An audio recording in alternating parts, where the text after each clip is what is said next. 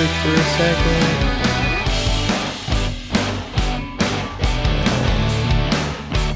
We'll do like 10 seconds of music.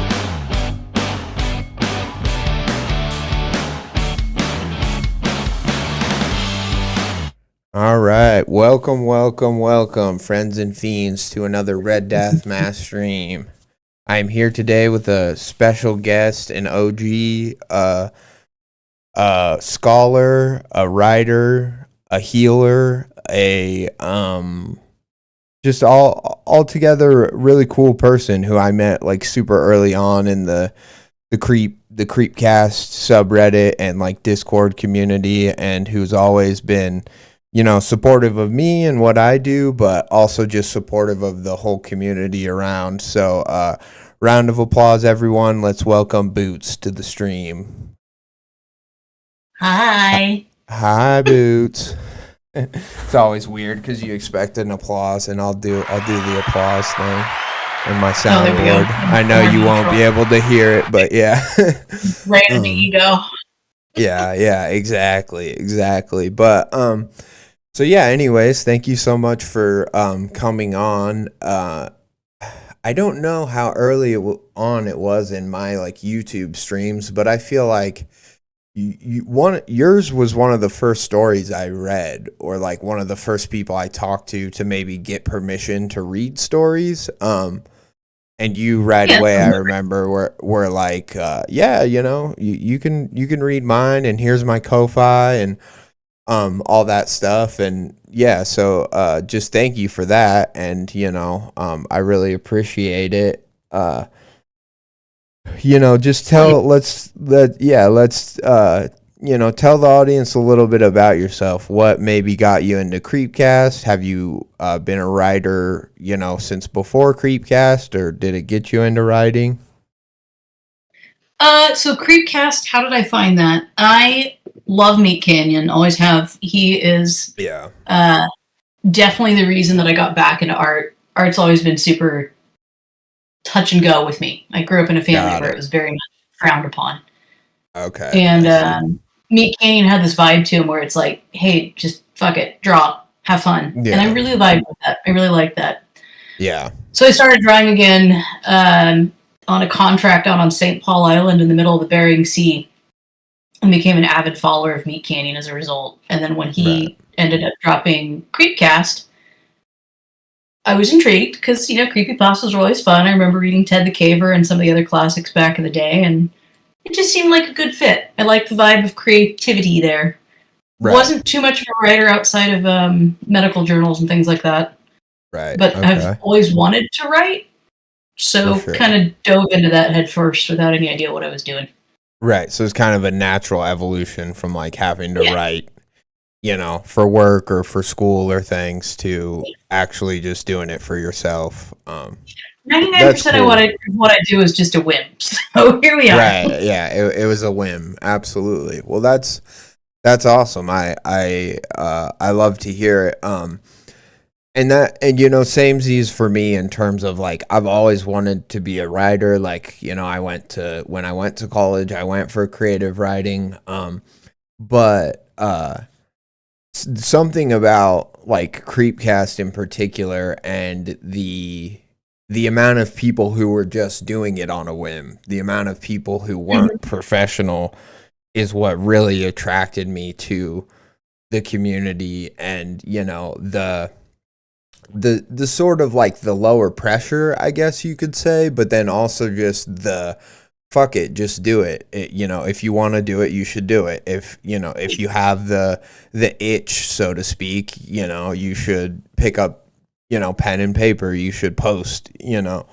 And so that, and I feel like you kind of had a similar journey, at least with just art, and Meat Canyon kind of reintroducing you to drawing and to your love of art, which is so cool. And I love to hear that, because I know, like, you know, people who grow up, you know, families think or people's families, I guess I should say, can think all sorts of things about art, you know, or you won't make any money doing it, or that, all sorts of things that you hear from people that, as a younger person or like a kid or just, whatever, it can be hard to kind of pursue in any real way because so many people will just kind of shut you down from the get-go Mhm. before you can even discover if you would be any good at it, before you can even like hone any of your skills. Oh um yeah, yeah. and so that's a bummer, and it always bums me out when I hear people being like, I used to draw every day all the time, and then they're just like, Yep. but I just stopped, or but X, Y, or Z happened, and I had to quit. Yeah. So I always Well, it was love when funny. I Oh, sorry. go Go ahead. on. No, you go ahead. Oh, I was just gonna say, with the whole I had to stop kind of thing. Hmm. Funny, sad. Like me as a kid wanting to paint, I loved horror art. That's all I wanted to do was draw monsters. Right. And like I wasn't allowed to. We were super religious family, and that was Okay. absolutely taboo. And Right. on top of that, art was a useless skill. So like I would draw monsters sneakily under my bed sometimes, and just like Okay. with no one looking at it. And I had to like learn how to hide my art skills and have pre-drawn like religious happy themes ready that I could cover my Right. scary art with. And it became Right. this whole process. And eventually that failed. My mom found it, and oh my god. Oh So I shit. didn't get up art for the longest time because it was Right. just you can't do it in that environment when everything is working against you. You just can't. Yeah, and especially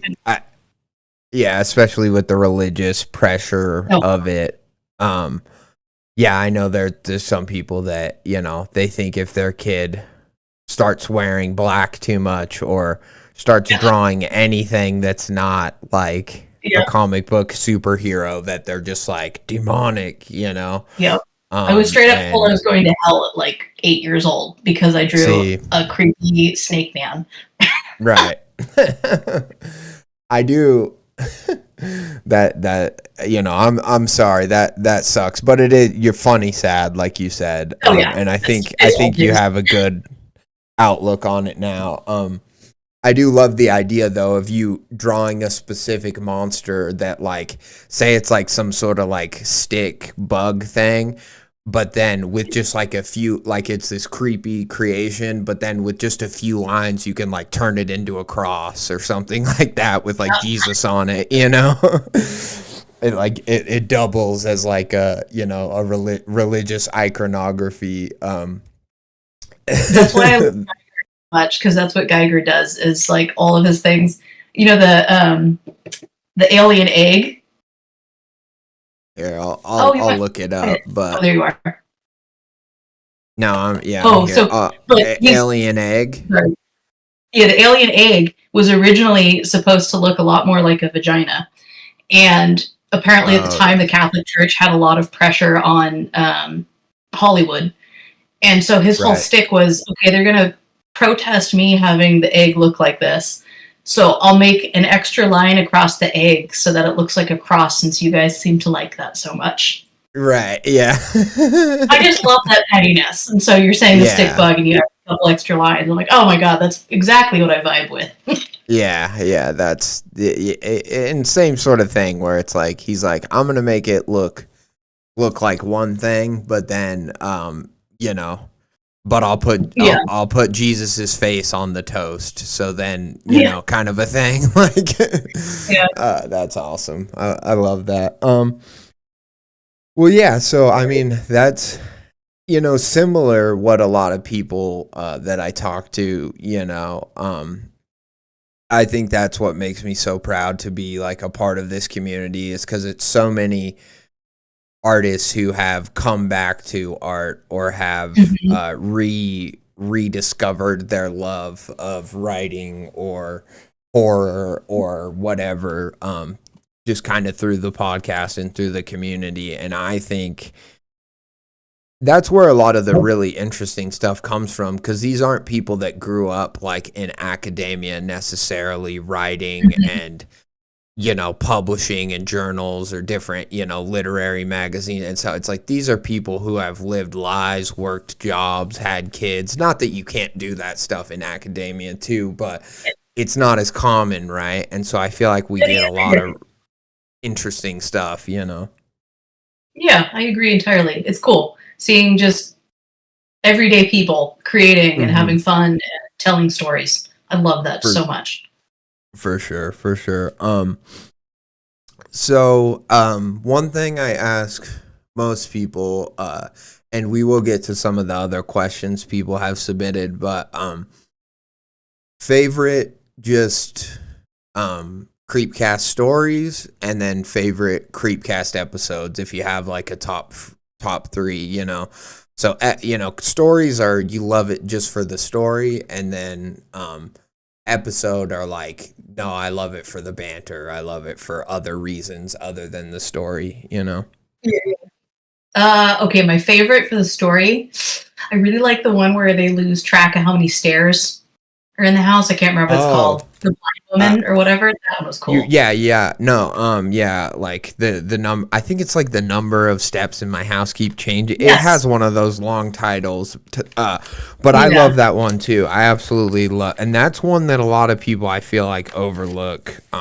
Really, for real, yeah. Yeah, It is such a niche fear, like that yeah, you're that familiar with your environment and so fine-tuned. And maybe this is yeah, just me looking at it as a medical person, but like that was such a unique perspective. It's like I've never thought about counting the stairs like that and how horrific that would be as a blind right, person. Like, oh my God.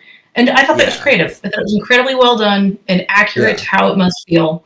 Like, are they Uh, blind? Did that person write that as a blind person? Do they have a blind friend? How did they get that so spot on?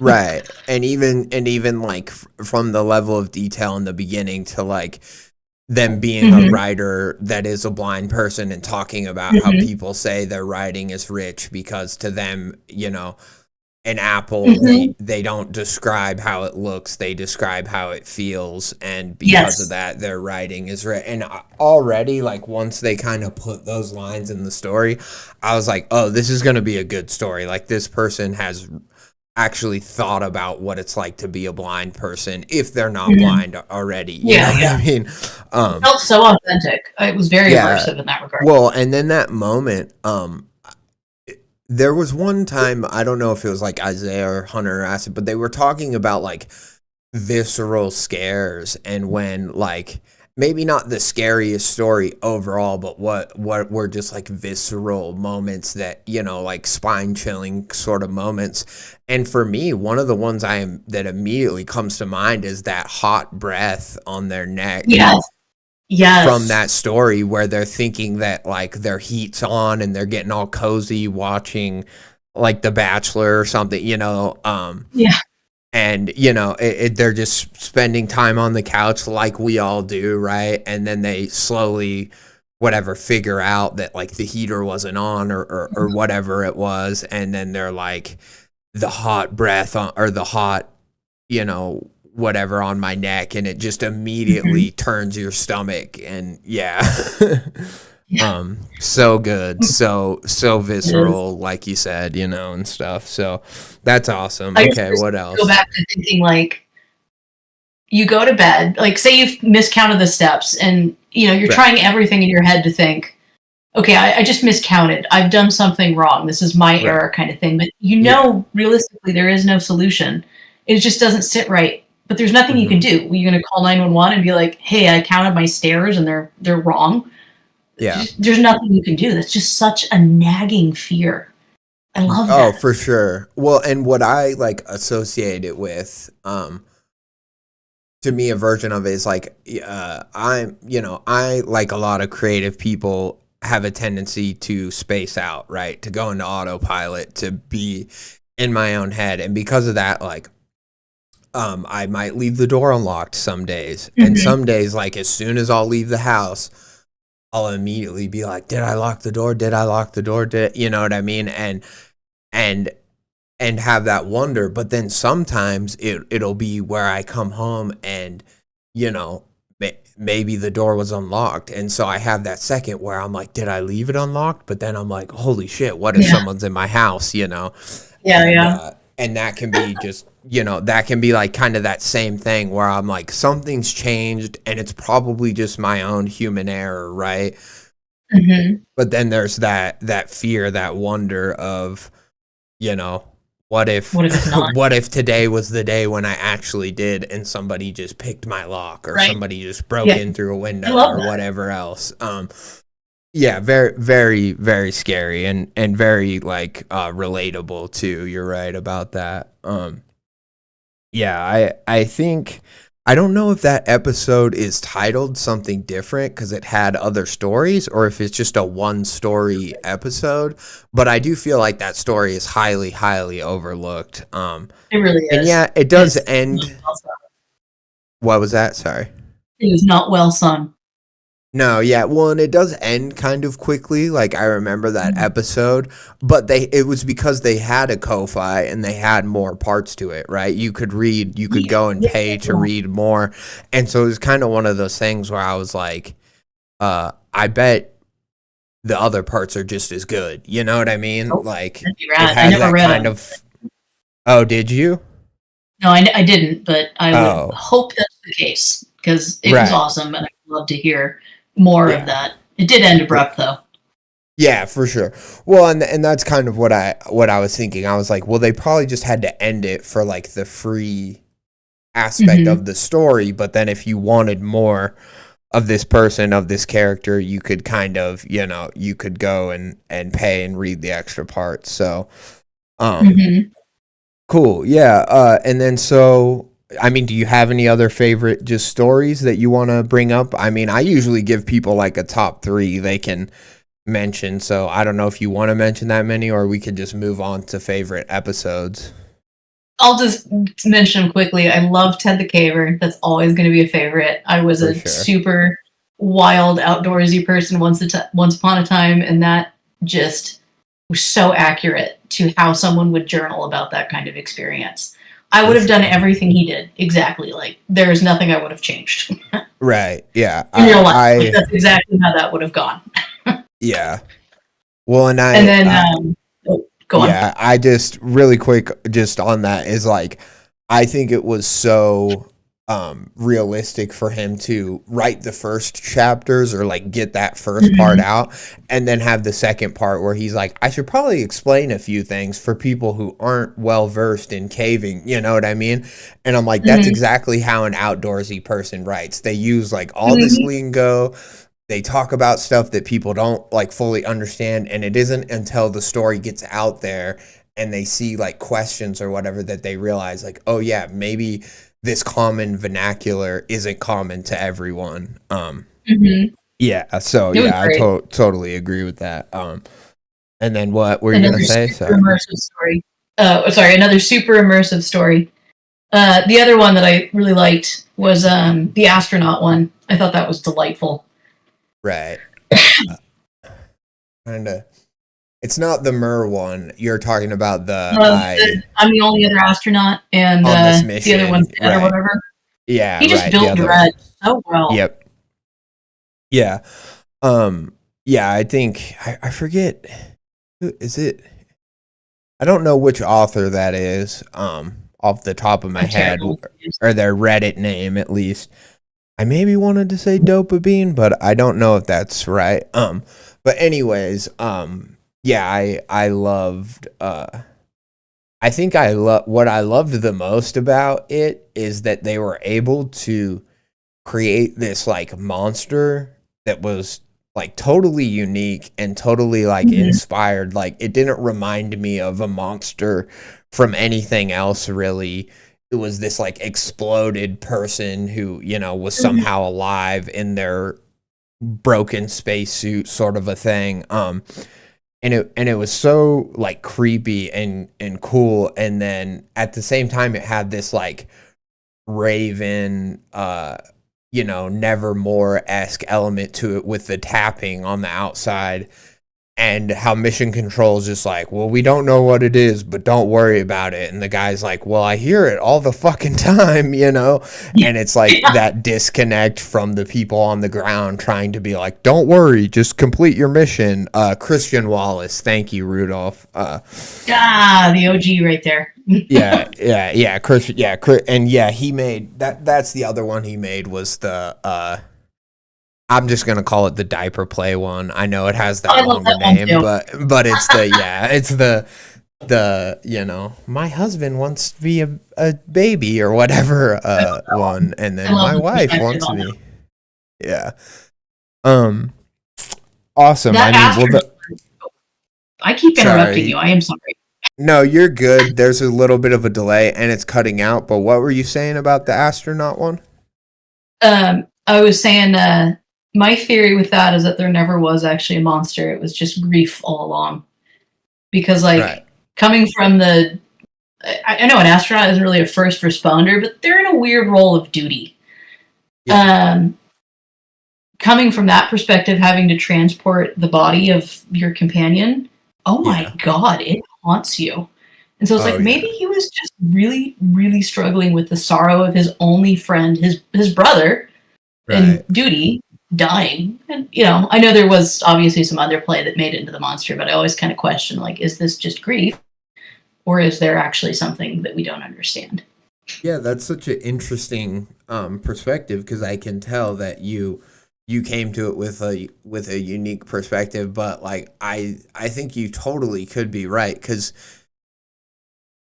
and you think about all the protocols and things that go into even being an astronaut. Like not only are you probably best Mhm. friends that person that you're going into space with, but then like you have all these procedures, you have all these Mhm. plans, you're making sure that you haven't had the flu in like 3 months before takeoff.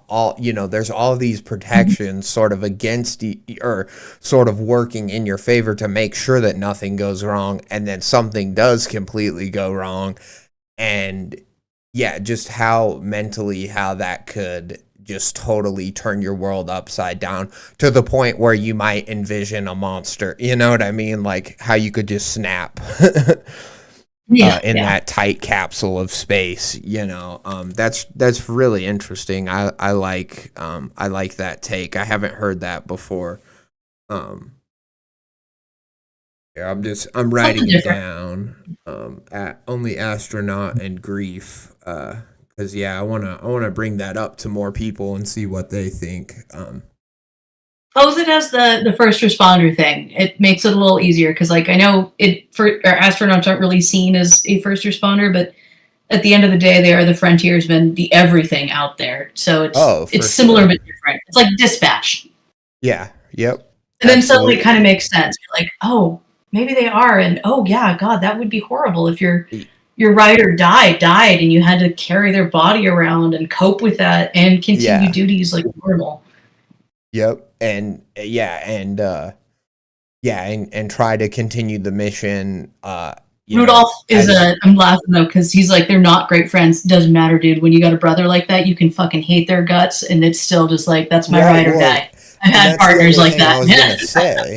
That's the other thing I was gonna say is like even though he doesn't talk about him like with any like emotion or really like love at the beginning of the Yeah. story, it doesn't mean that's still the only person that you Yeah, have when you're in almost space. I mean, Stockholm syndrome. it's the whole like brother in arm type of things. Is like once Yep. you've bled together, it doesn't matter. Yeah, you can hate each other's guts, but you'll still, die for that person because you Yep. have literally been in situations like that where they've They're had all your you got. back or whatever. So, yeah, I could totally see, and you're right about it. Like they are the first response. Like if, like I think recently there was an astronaut who had to come home early because they were sick on the space station. I heard something in the news about it.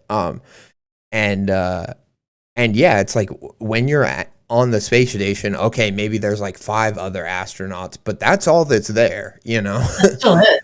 Yeah, your doctors up there, your psychiatrist, your whatever you might need has to be up there. And you add to it too that, like, in that environment, especially if you don't like someone, it's so easy to fall prey to just absurdity. Like when Mhm. we do wildlands things and we're just out in the middle of nowhere and it's the same four people, and you just Right. start looking for trends that aren't there because that's the only entertainment that a high strung brain can find. Right. It seemed like the perfect environment to me to be like, maybe this guy's just having a mental breakdown about losing his partner. Right, like he sees his journals and really they are just like maybe the guy just had messy handwriting or something like that, but it's like a totally normal journal. But then in his Mm-hmm. mind, he's seeing like all this weird code and talking about how he's trying to get to space to see this Mm-hmm. whatever this meteor that he saw when he was a kid or whatever. Yeah, I again, I don't think it matters. Like, I see Rudolph being like, okay, but everything, Like, and it's, we're not definitively saying it is totally grief, but it is one way to read the story. It's one interpretation, right? And I don't think it's, it's definitely a monster. I think it's super, I think it's a super interesting take on it, especially when most people would just say, yeah, he found a monster in space, like, his partner died and turned into a monster. I think that that's a really cool way to look at it. Uh and then let's or do you have any other favorite stories? Oh, I like a lot of them, but those are probably Okay. the big three that come to mind Yeah. immediately. Right. Okay. Yeah. That and Ted. Yeah. Cool. Okay. So then, like, favorite episodes. Do you have any episodes that stand out for reasons not associated with the story that you just love? As far as just being fun episodes, Yeah. probably the My Little Pony episode kills me every time. That was just so fun Yeah. because it was Oh yeah. just gross, like for a pony story. Like, For if sure. you put any other scenario, I'm like, wow, that actually is visceral and delightful, but it's My Little Pony and it's hilarious. And they were just having fun. It was so fun Yeah. watching them interact on that one.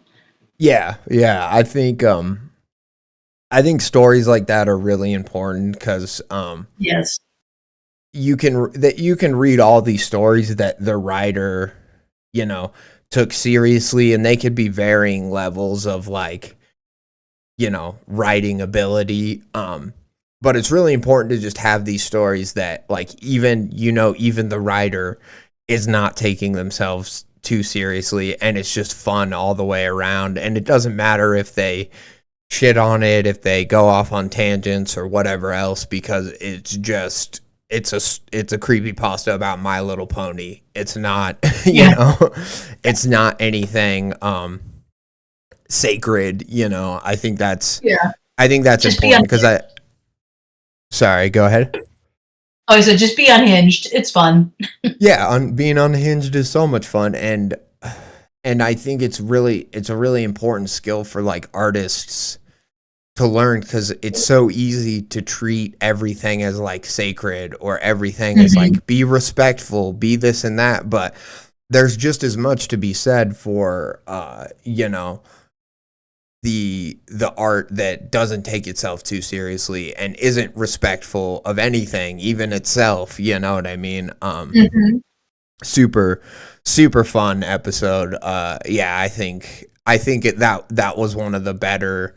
If you just talk about funny, like, banter episodes, that was one of the better, like, recent ones. That, most episodes have some funny parts or some good bits in them, but I remember that one from just start to finish. I was at work and Mm-hmm. I had to pause it because I was laughing, and I was gonna start talking to my coworkers about My Little Pony stuff, and they were gonna be like, "What the fuck is this guy talking about?" I was gonna be like, "Do you guys know who Rainbow Dash is?" Like, because I was learning all that stuff for the first time just from Yeah. the creepy pasta. But for me, Yeah. it's so funny to think that, yeah, there's this one My Little Pony that murdered all these other ones. And I could imagine if you were a kid who, like, watched that show and liked it as a kid, and it's like there was one character who was only in, like, one episode, right? And they just kind of were in that episode and never in the show again. And then you read this creepypasta later in life, and you're like, oh my god, did Sprinkles, or whatever the killer pony's name was, did they kill him? You know what I mean? And, like, how kind of traumatizing it could be in a funny way, in a funny, not serious way. Yeah, I loved it. It Yeah, kind of reminds me of like how the whole Evil Dead franchise evolved. It, the first one right. was trying so hard to be genuinely scary, and then it realized, oh Yeah, no, I can't do yeah, that, and then just completely stopped taking itself seriously and just leaned into it, had fun, had some great gore and a good plot, and just became ridiculous. I love it. yeah, yeah. Awesome. Hell yeah. All right. Well, so that is the question that I usually ask most people. And then I guess here, let me pull up some of Rude Dude's questions. And then we have Rudolph Ambrosen VTuber in the chat, but they're different than Rude Dude Yeah, Rudolph. they always trip me up, and I have Yeah. existential crises because I'm like, wait, is Well, that Rude Dude or is that yeah, Rudolph? no, it's yeah. Well, and they're kind of new to my chat. Like they just left a few comments on a past Pop video. up. Okay, cool. Yeah. But thank you for being here anyways, Rudolph Ambrose. Appreciate you. Let's see. Sorry, I'm going. I always do this where when I'm talking to somebody else, I open like two apps before the one that I need to open. I Okay, I have you playing on my phone because I couldn't mute you on my desktop. So I'm Okay. looking at you on my phone and talking to you on my desktop. Oh, fun. That's fun. So yeah, the first question Rude Dude have was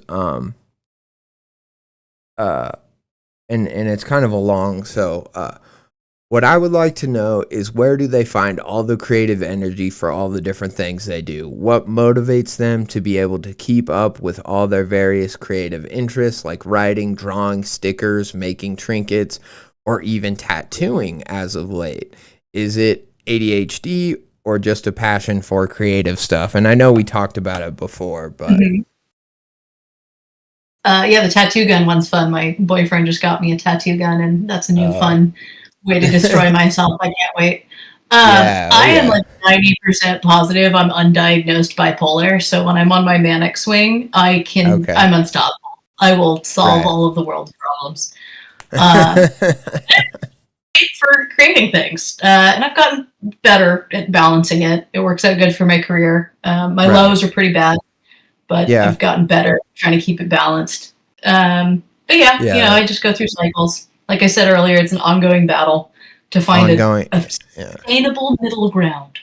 Right. A level middle ground. Yeah. Well, and yeah, I relate to that. My mom is bipolar. I have people who are probably undiagnosed bipolar, like in my family and just stuff. And so, just yeah, like and there's kind of people that it's like I don't know if they're bipolar, but they're just one of these people that they do go through swings, right? Whether I don't Mhm. think it necessarily means somebody's bipolar just because they have a lot of energy some weeks and then other weeks they just don't want to do anything. I think that is kind Mhm. of a normal.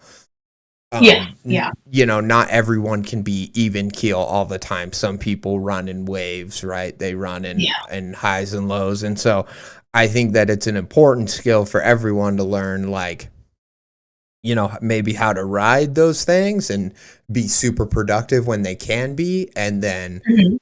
chill out when they can't be. But then also, how to balance stuff. And I bet having different creative endeavors, so to speak, would kind of help with that because you might be able to write a lot at some times, but then other times you might be in a situation where you can't really sit down to write, but maybe you can draw a little bit, or maybe you Yep. can maybe you can't write a story, but maybe you can read other people's stories and comment on them or do Mhm. whatever, you know what I mean? So that seems healthy, and it seems that kind of makes sense for somebody who, a lot of the really creative people I know, they're like, sometimes I don't want to do anything.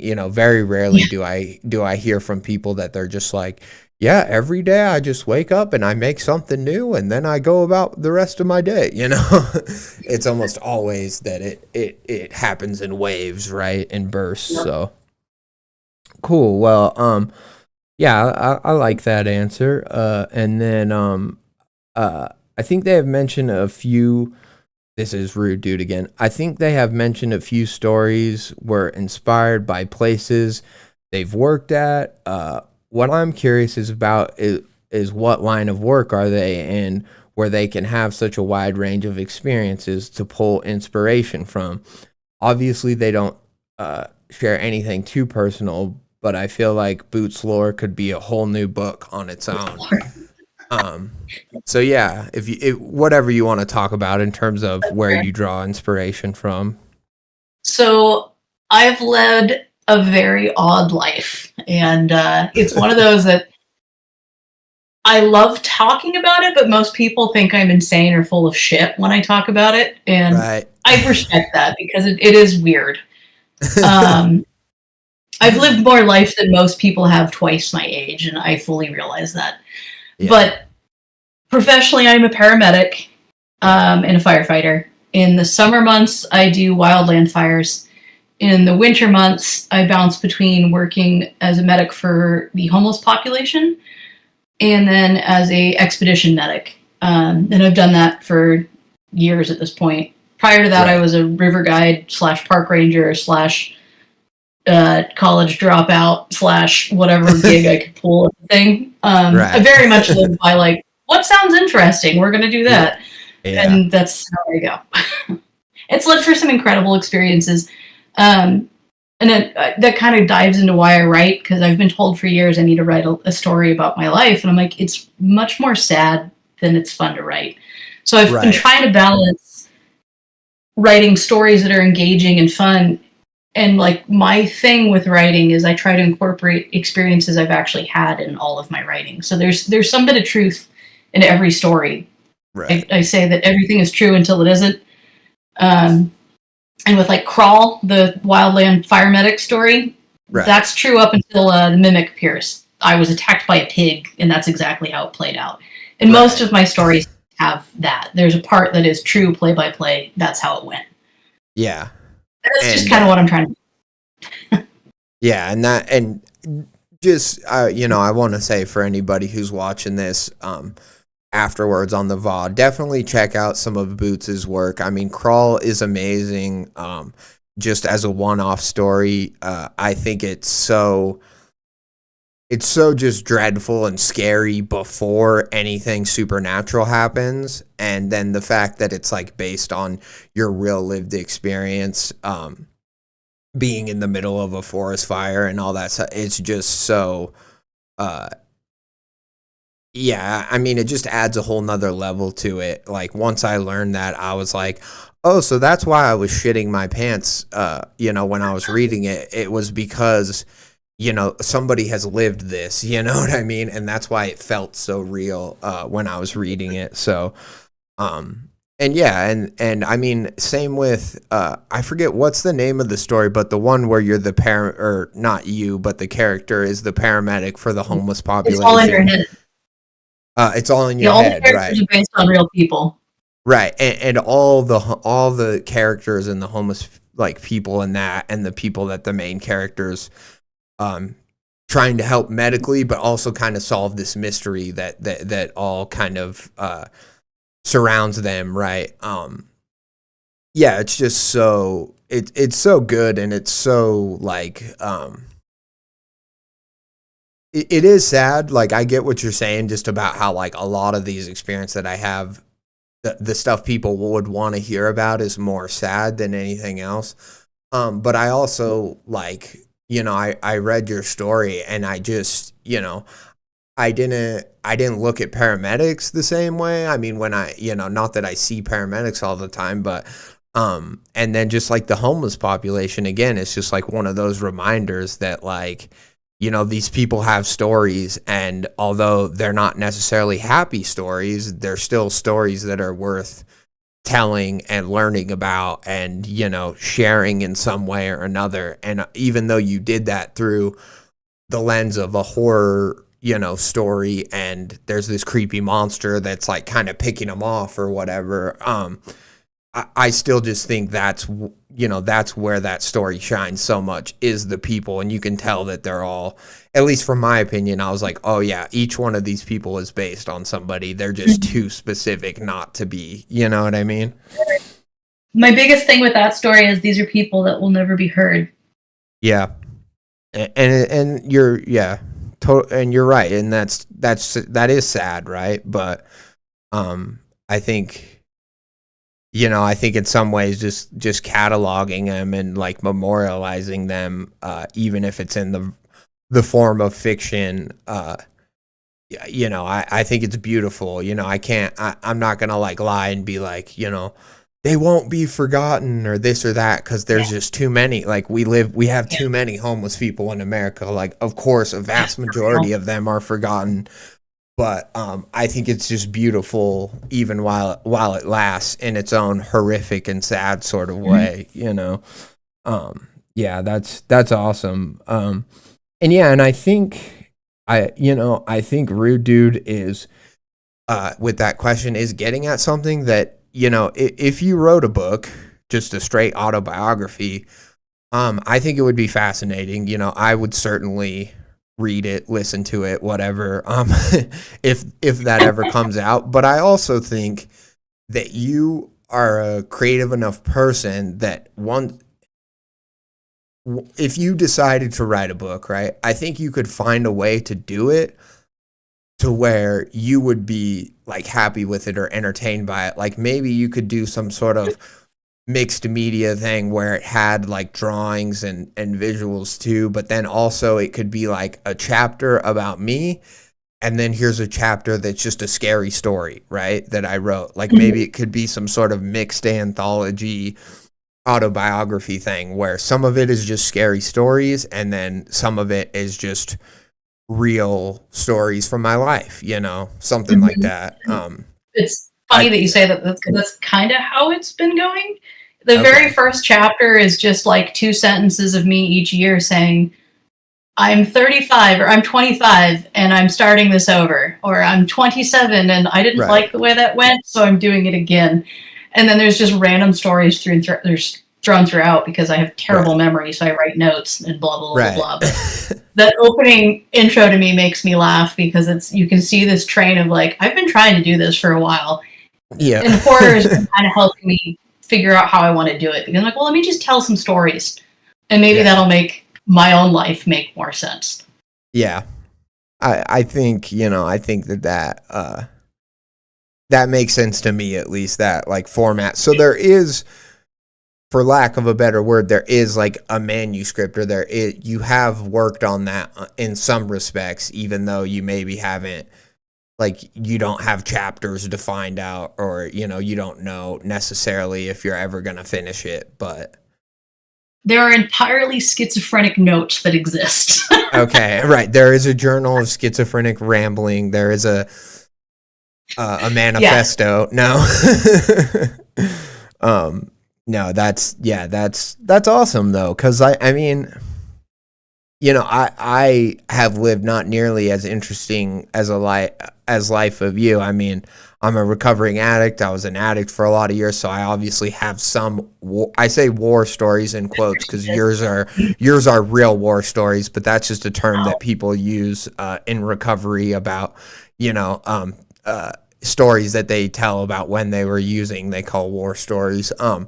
But even my journals, like I go back and I have one of my like high school journals that I had for like a lot of years and into college and stuff. And that is mostly just like drunken or high, half-written poems or ramblings or whatever.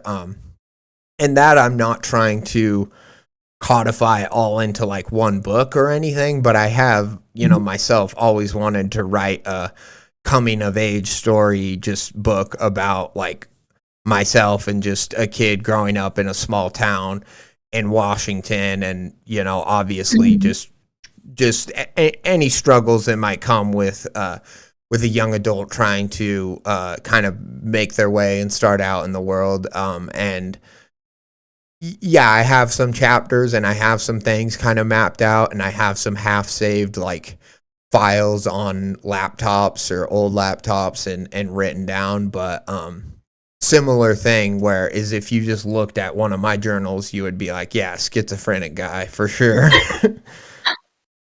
You can literally see parts where I'm like drunk, and at first I'm kind of coherent and maybe I'm like making a good point or whatever, and you could just see my handwriting get more sloppier as the page goes down. Yeah. And it I love that though. yeah, and as somebody who's sober now, it is fascinating to go back and look at and just say, like, you know, clearly I was an artistic kid. Clearly I had some sort of a desire to express myself, but then at the same time, yeah, it's one of those things where like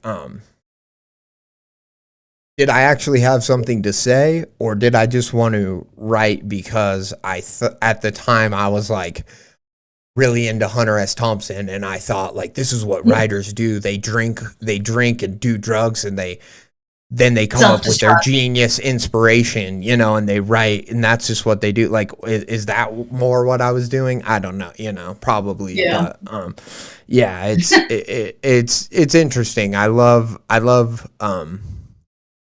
there's been only a few people nowadays that I'm able to see, and they're like, oh, this is my journal. And I always love when I find fellow journal havers or people that, whether they draw on it, whether they whatever, but just like I always try to carry around even small little pocket notebooks like in my jackets when I go out, just so that I have a piece of paper and a pen.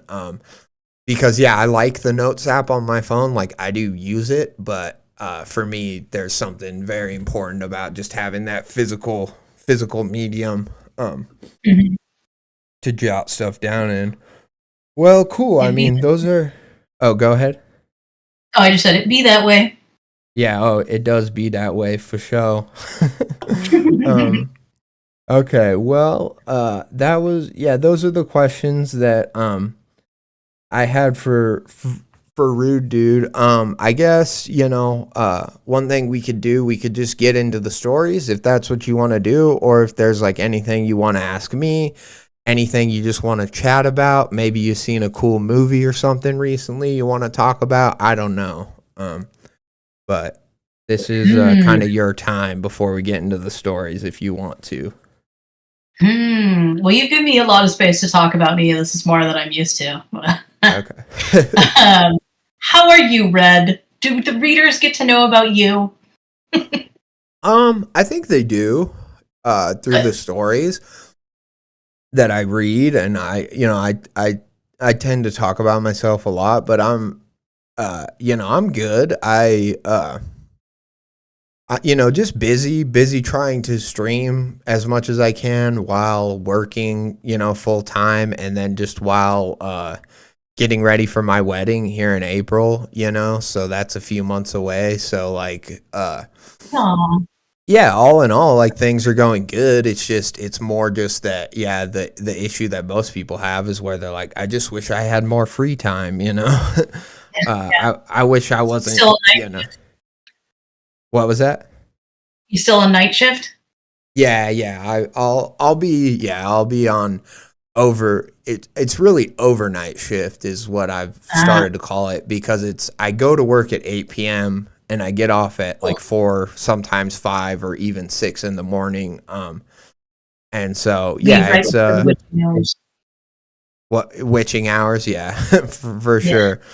And it's like my job, I don't know how it would compare to like say an EMT, because I know, or like firemen, definitely not, but my job is just building pallets of beer all day. So I'm just taking cases of beer, bottles and cans, and throwing them on a pallet, and I'm just doing as fast as I can of that, building as many pallets as I can for like 8 hours. So it's definitely not like super stressful. Like you fall into a rhythm and you can listen to podcasts or audiobooks, and that's what I love the most about my job, is that it still gives me time to like listen to the stuff I want to listen to. But it is one of those things that you're sore at the end of the week, you're tired, and so it's that's maybe my biggest struggle right now, is trying to balance like my creative endeavors, whether it just be streaming, talking to cool people like you know, getting to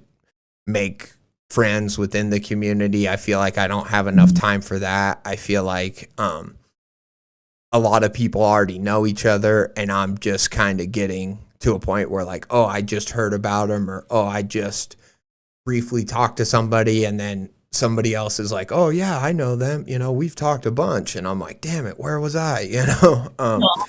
So yeah, that's one thing that, like, you know, I wish could maybe be different or a little bit better. And then yeah, just like I wish I had you know, more time to write. I have one story right now that's I've began it, and then I have like most of the beats in my head of it. I'm still a little bit sure like how to end it and stuff, but it's a story that I've wanted to write for about like a year or a year and a half now, and it's a horror story, and it's, you know, yeah, it's kind of just about a time when my fiance now, at the time she was my girlfriend, when she went to Ecuador for like a month and a half, 2 months, and I was just living at our old house, which is still on the same property where we live now, so it's not like it's really that different. But I was just living there, taking care of the cats, and there was this moment where I felt like, because this was like, now they're my kitties and they're my babies too, and you know, I wasn't a cat person before kind of meeting her, and like as we lived together and stuff, but slowly the cats start to warm up to you. But there was a moment when she was gone, because she had never been gone for that long, and I felt like the cats were suspicious of me, like I had killed her or something. You know, they were like, what have you done with Ashley? Judgmental. You know, what have you what? Sorry. Oh, I just said judgmental. Yeah, judgmental, suspicious, all those things for sure. And so, and that's kind of like the impetus for this story. And obviously, you know, some supernatural stuff's gonna happen, and I think I'm gonna have the cats fully become sentient and like talking, and I want to do a scene where they're like interrogating me, you know, sort of a thing, like kind of a detective scene, but instead they're cats, you know. And I'm trying to prove my innocence, so to speak, and just, you know, I promise you, she's coming back. She's just in Ecuador, you know. She's just visiting family in Ecuador, like, you know, sort of a thing. And yeah, so that's kind of my main like story that. If I could get that closer to being done, I know I would feel a lot like better. But yeah, that's just what's going on with me. I don't know, you know. I don't know if you have any other questions, but that's just what came to mind. No, I just wanted to hear how you were doing. I like that. Yeah.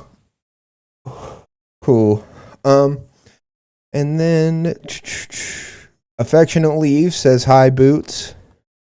Hi, Affectionate Leave. I don't know if you saw that. Bear. That's good old Bear. Yeah, Bear. Yeah.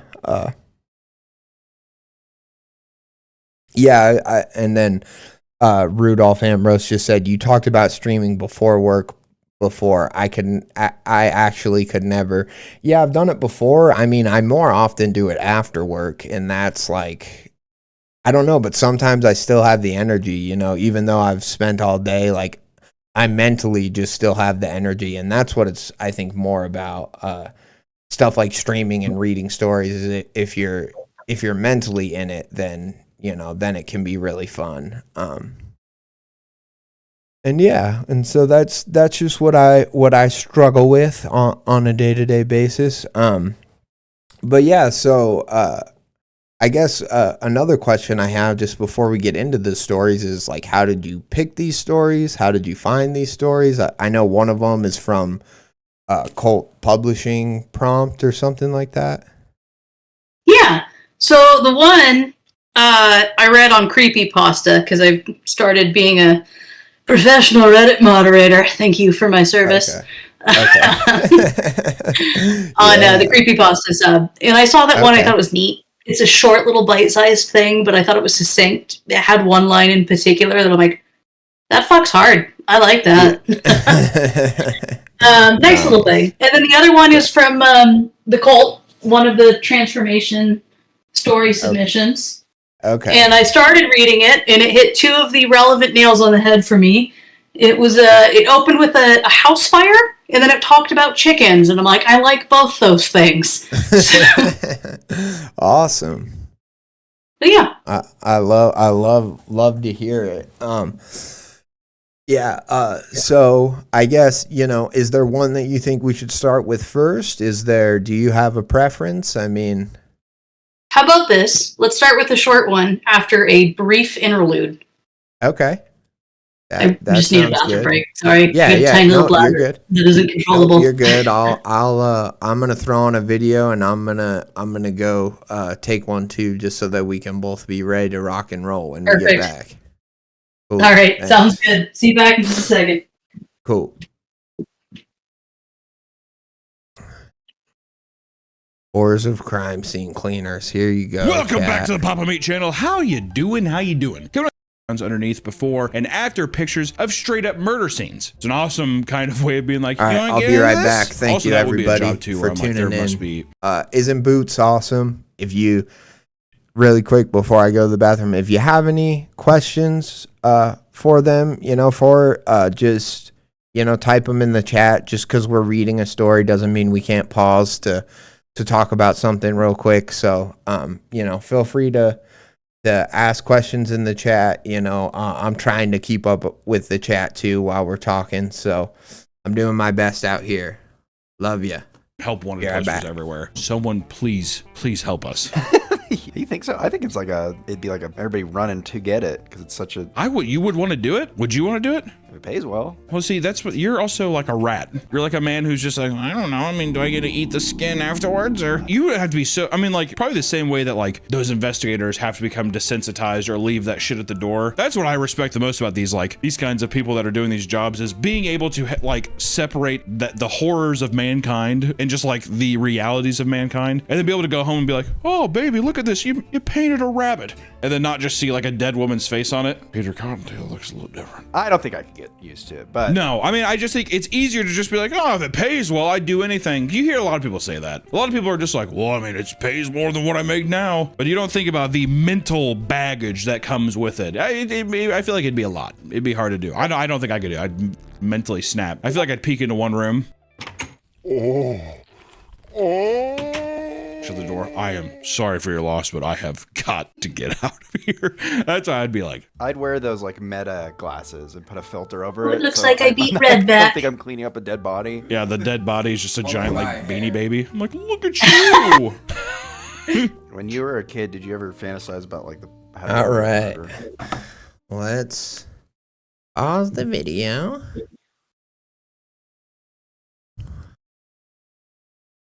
All right, so we're gonna start with what? Sorry. I just said, ooh, power wash simulator. Yeah. So we're gonna start with they moved me into hospice today. Yeah. Nice right. short little guy. Yeah, short little guy. Get us warmed up. And then that's just the other question real quick before we start is, did you just want me to read? Do you want to maybe read some of it, or like, do you want to read the short one and I'll read the longer one? I think it's totally fair to trade it off. Give each other a pause for our voices. I'd say do it every paragraph, but this one's so short. I mean, I can just read it all if you want, or you can. How about I go for it? Since I picked it, I'll put us through it. Cool. Yeah. All right. So they moved us into hospice today by, hang on. No Return 1834. He's on the creepypasta. They did not say dying. They said comfort. They stopped checking numbers. They stopped pretending. The room smells like plastic and something sweet that should not be sweet. I recognize it. I wrote this room once. I was hired to document a dying man, so his life would not vanish when his body did. I sat beside his bed with a recorder while he shook and apologized for existing. I told him it was fine. I told him he was doing great. Writers lie easily. I cleaned his story up, cut the rambling, cut the fear that went nowhere. I made the pain coherent. When he died, I took what was left and I published it. People called it brave. The first symptom hit a month later. Blood in my mouth, just a taste, metallic, familiar. Remember thinking how accurate that detail was. Then the shaking, then the weight loss, then the pauses where my thoughts stalled mid-sentence like a skipped record. The disease followed the book exactly. I knew what came before it arrived. I had already described it. That is the part no one warns you about. If you write something precisely enough, your body listens. Now I'm here, tubes in my arms, breath shallow, skin loose. The nurse uses the same phrases that I had transcribed. She says them gently. She thinks I can't tell. There's a copy of the book that I wrote on the chair. I didn't ask for it, but they tell me to remember my successes. I can't open it. I'm afraid I'll see pages I haven't reached yet. Last night I woke up choking and realized the truth. I did not steal his story. I practiced his ending until it fit me. If you're reading this and you write, listen closely. Do not polish suffering. Do not make it elegant. Do not improve it. Some things don't want to be told well. They want a body. And if you give them one, they won't give it back. Damn. Nice little thing, right? That is super cool. A lot packed a punch in that short amount of time. Was the line that really hit you? I kind of want to guess. I mean, there were a few in there that I thought were very poignant, but sorry, I'm trying to find it now. I think I lost it, but there's not that many.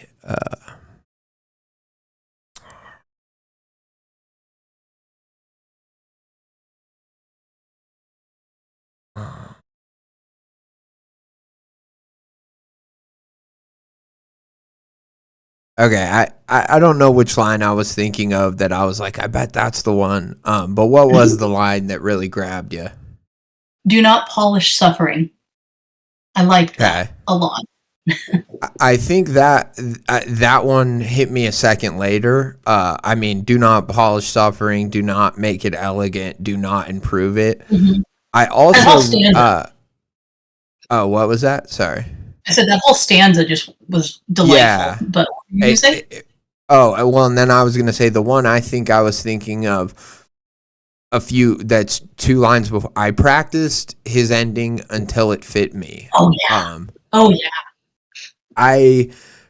That really, kind of fit me because I feel like if you're, I don't know, just a kid or a boy like me, growing up in the, early 2000s, I feel like a lot of movies and stuff that I really loved, I tried to incorporate into my life in some way.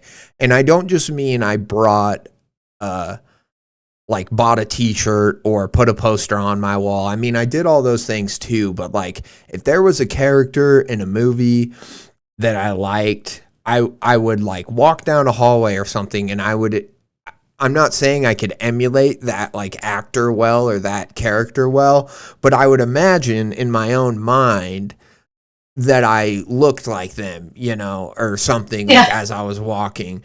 And part of that I think is just kind of, being young and naive and just we emulate things. Like we see other people do stuff and we think it's cool. And we do it, inevitably, whether it's when we're really young, whether it's when we're kind of middle-aged, or even into my teens, I felt like I kind of did this. Certain movie, like if a character had an accent in a movie, I would try to talk in that accent, like still to this day, I'm not saying it's good, but I can still do a Scottish accent, and that's entirely because of how much I watched the movie Train Spotting and then would emulate it, as well as like other Scottish movies and stuff. And so, but this line, now back to the story, this line of I practiced his ending until it fit me, it kind of harkens like to this whole idea of like, I don't know what it's like, that line of like some writers copy, whereas like great ones steal, or whatever that whole thing of and that's maybe more referring to like, I don't know, like form and just like, ideas or stuff in stories. But I feel like with some people and just with some like authors and stuff, it's like if you want to be an author, you look at what other authors do and what lives they've led, and it's almost like you want to somehow inhabit that form, so then you can whatever have some of their experience or have some of their talent or whatever. So that line just really, really spoke to me. I know I'm kind of rambling, but I hope that made sense. It does. It does. how I'm relating that to myself. But yeah, this idea of like of taking somebody else's story, and I guess like codifying it so well that you eventually embody it and you're kind of trapped by it is certainly haunting. I mean, goddamn. Kind of reminds me of the whole Heath Ledger rumors that he, became the Joker so much that he just couldn't cope with that character in his own life, and that's what ultimately led to his demise. Right, and a little hokey, but simultaneously. No, and I'm and you. I mean, again, you just mentioned one of my favorite, my favorite actor, still to this day. And a lot of that was because of what he did in The Dark Knight and the legend around his death. And the legend is exactly what you just said, that he just sunk too deep into a character, that he embodied it too much, that he couldn't dig his way out of the madness that was that character. And, that may be true. I don't think anyone knows fully for sure. I think it certainly adds to the myth that is him as an actor. And so, I don't really, I don't feel strongly one way or the other. But just about like, Heath Ledger just in particular is like, I loved him before, like I loved A Knight's Tale was the movie that I originally saw that like as a kid. Because I loved, I loved knights, I love whatever. And A Knight's Tale was kind of this like modern telling of a knight story where it wasn't like about dragons and fairies. It was very realistic, and it's kind of like that that show that just came out, A Knight of the Seven Kingdoms, that the new Game of Thrones show is. I mean, I don't know where the show's going, but the beginning really reminded me of A Knight's Tale, because I was like, the guy, very first scene, his lord is like dead or whatever. The knight guy is dead, and he's like, well, I can either be a broke, fool with nothing going on, or I can kind of take up his mantle and I can, pretend to be him. And it's true that I'm not really a knight, but like I could be, and it's just that sort of. That has to be like a homage to that, just like a little nod to that movie, because that was a classic movie at the time. Oh, for sure. I mean, I think it was just. I mean, I instantly saw the like comparison, but then I also just like it's just one of those stories that I think is so like I don't know, like American and just like kind of cool, of like the whole, you can make yourself into, if you can dream it, you can do it kind of a thing. And, and just because you don't have the title or doesn't mean you can't be noble. Like, noble is a word that people are supposed to aspire to. It's not something that, is just a title that some people are and some people aren't, it's something that, people are supposed to embody. And it's just a really cool movie. But then, just to bring it back to the story, this idea that like, I don't know, as a writer, it's like you have an obligation to try to tell whoever stories you're telling, whether it's yours, whether it's somebody else's, you have an obligation to kind of do the best you can, right? You want to make it believable, you want to make it interesting, whatever, but the idea in this story that it poses is that when it comes to the pain and the suffering and the bad parts, don't dress it up, don't make it entertaining. If you do all that, you risk something. I don't know if it has like wider implications, like it's saying you risk your soul or something like that, but at least in the context of this story, it's saying like that suffering or pain will come for you. It is just horrifying. Jesus Christ. I feel like there's a lot of different interpretations of it, and I loved that. And then I also thought it was just slightly relevant to the state of things with the various subreddits right now. Oh, yeah, I see that. Yeah, I could see the comparison for sure. And then, so I guess I kind of do have some questions about it, because I guess maybe you've read it more, not that you've, know necessarily more than me about this story. So in the beginning, they are a writer who's like trying to write somebody who's passing away, trying to write their story, essentially, right? I took it that it was someone who's kind of, I don't want to say an autobiography, but at least documenting the last words of someone that's dying. Like a document. Okay, yeah, like a documentarian. Like your job is to sit by his bed and just okay, and just say tell their last story. Right. Okay. And that's, I mean, do people do that? I don't know, I guess is the question. I guess with like a tape recorder or something, people might, but like, yeah, I don't know. Is that a common thing? I know you work in, healthcare and stuff. So it's like, have you seen people that come to their loved ones when they're on death's door and they're just like, I don't know, trying to catalog every moment? I haven't seen it intentionally. Okay. But I mean, you can kind of see when people are like really just documenting every single breath, be it consciously or not. What they do with that is up to them. But in this one, it seems like this person is consciously doing it. I imagine that the patient in question has probably got enough money to afford someone to do that. Like, paying. Or maybe it's not the case too. Maybe he's like patient zero for something weird, and they're just like, hey, let's hear it from the patient perspective. Like that guy who survived the 3 times the fatal dose of radiation, and they tortured him for weeks to keep him alive. Right. Oh, God.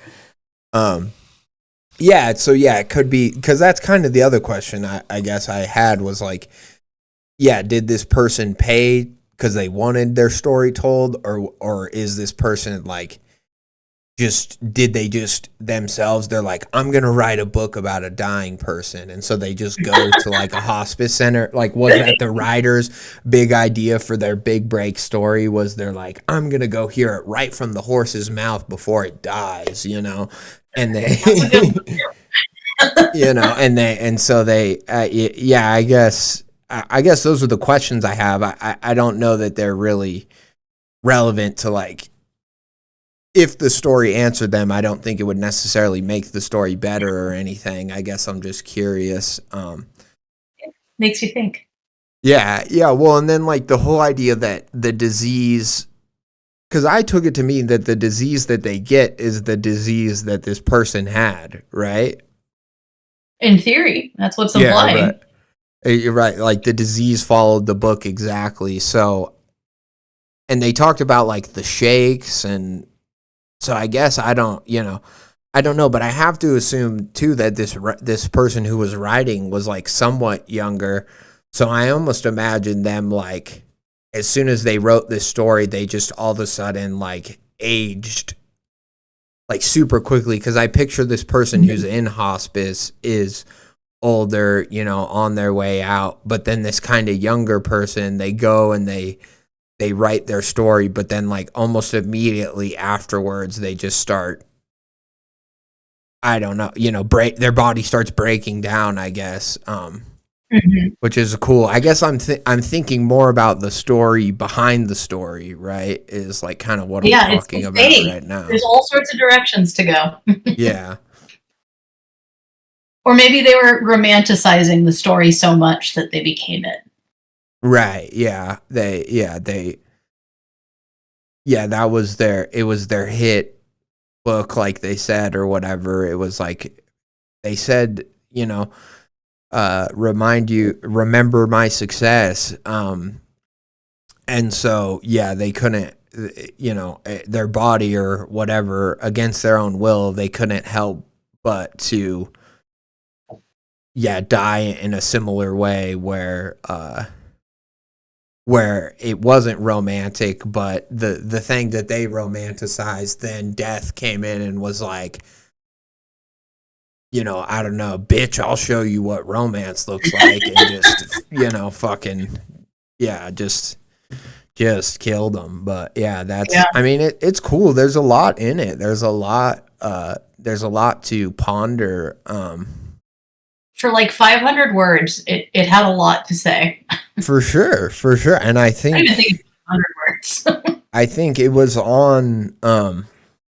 on I guess it is Cult Publishing, but it's where they read the stories, and I caught a little bit of that earlier today, and it was somebody saying like one of the writers, after they asked him a few questions, they had like, any advice, kind of a section, and the main one that I remember that the person said today was like, cut the fat.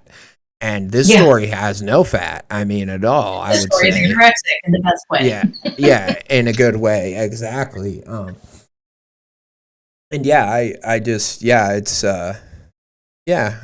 awesome. I think, thanks for, recommending it. Is there anything, like, have you read any other work from this person, or is this just somebody totally that you just read for the first time? First time I read them on Creepypasta, the only thing I did was verify that they actually were an author. Right. Gotcha. And then I obviously asked them for permission, but Creepypasta's got a big problem with AI going on it right now, so I'm trying to like who's actually got a history of writing and growth, et cetera, et cetera. This guy had enough activity on his account that I'm like, no, this guy looks legit, and this is a good one. This for is sure. Yeah, so he says he's got one dropping next week, so could be another banger, little Nice. bite-sized banger. Stay tuned, I guess, for more from No Return, which, cool name as well. Right. I hate how many people have to have the numbers after Reddit. I know that it's just because there's a shitload of Reddit accounts, but yeah, I like No Return, especially if you're like a horror writer. That's a cool name. It is. And yeah, I mean, just again, I know that the AI is a big thing right now, and people are trying to combat it and this and that. But I just want to say that, like, in some stories, like this person with this short style and whatever, and these kind of one-line paragraphs, whatever, I feel like some people might look at this and go like, you can find reasons to think any story's AI, really. But I look at this and I hear somebody who's got a distinct, like almost Hemingway-esque writing style, where they're like, the less words that I can use to say more, the better. And it's not so much about like using beautiful flowery language to describe something. It's about using plain, simple language that then creates images in people's minds that can be beautiful and flowery, you know what I mean? Or horrifying in this case. And yeah, I don't know. I guess I just, it's one of those things where like I read a story like this and I'm like, damn, this is poetic. This is, this to me just seems well written, but I know that other people, I just know that there's all sorts of issues right now, with people figuring out if a story's legit or not. But yeah, Yeah. I have to say, like, it's legit to me, you know. Oh yeah. No, I mean, Obviously, and like I said, he's got posts that validate right, he's an active creator. right, Like he's right. there's a paper trail of creation that this man has left, or woman, Cool, whoever it is. yeah. I don't No, know. and But that's awesome. And yeah, I heard you about that. It's more just that I guess I just wonder for the people that are thinking stuff is AI, because I know there is stuff, and I've read some stuff where I'm like, I think this is just AI bullshit. But a lot of the times, like what I read, I read it and I read someone's story and I'm like, yeah, this seems legit to me. So I guess, yeah, it's just one of those things where, yeah, if somebody has like shorter, blockier sentences, I don't know.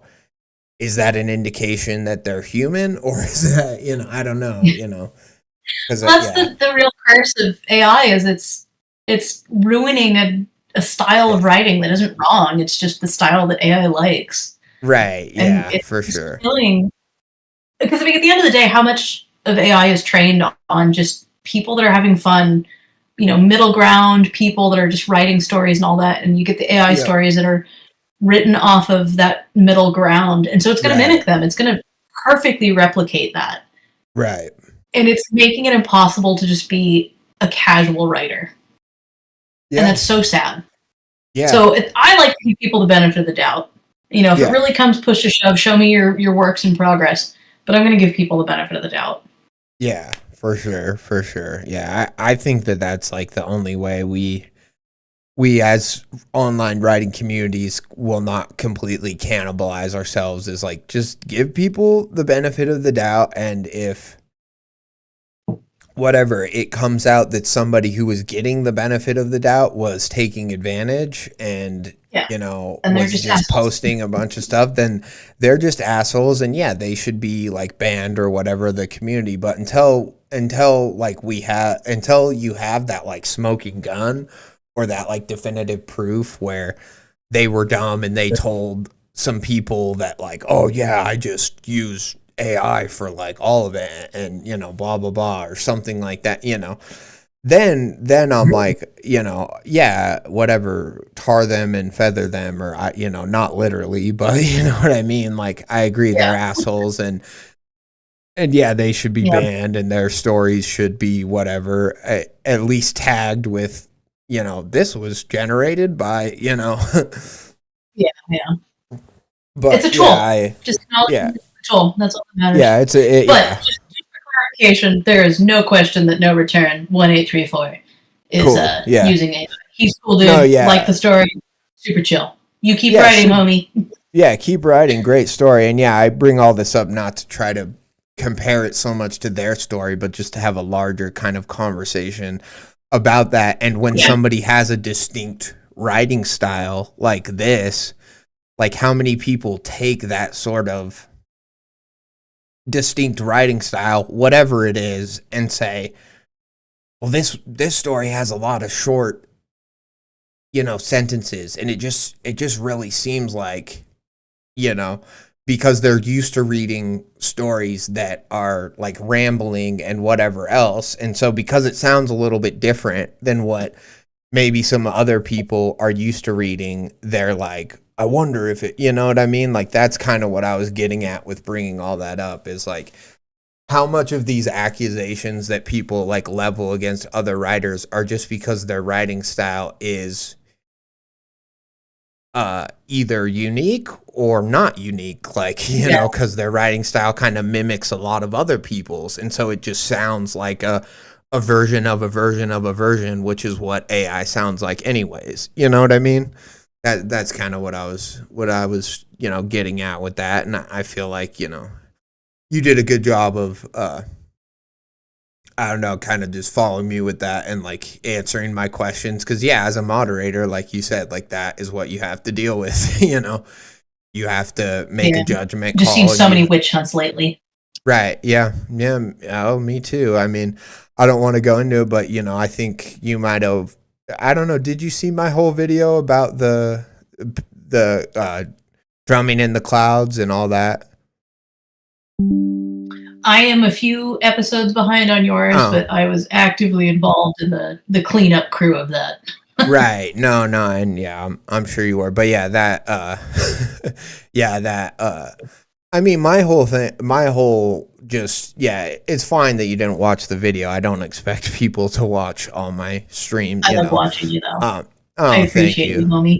I appreciate you. Thank you. That means a lot. But yeah, I essentially just went through the person's summary of everything that happened with that whole like debacle, right? And I just was trying to show kind of how one-sided it was and how quick to accuse it was, like, and I was like, we don't know what we don't know. And usually people like, yes, if it becomes standard practice to, okay, you have to have drafts and you have to be able to prove that you wrote something and you whatever, then great. But it's like, normally people don't just assume that like, oh, I'm going to have to defend this before a panel of people who already all think that it's AI. Like, and that's just an unwinnable battle. And I totally understand why Pitiful just was like, it wasn't AI. They put a post on their thing and they were just like, peace out. I'm not going to deal with this. And I totally, it bums me out, but I totally get why they weren't going to sit there and just argue with every single commenter who already had their mind made up.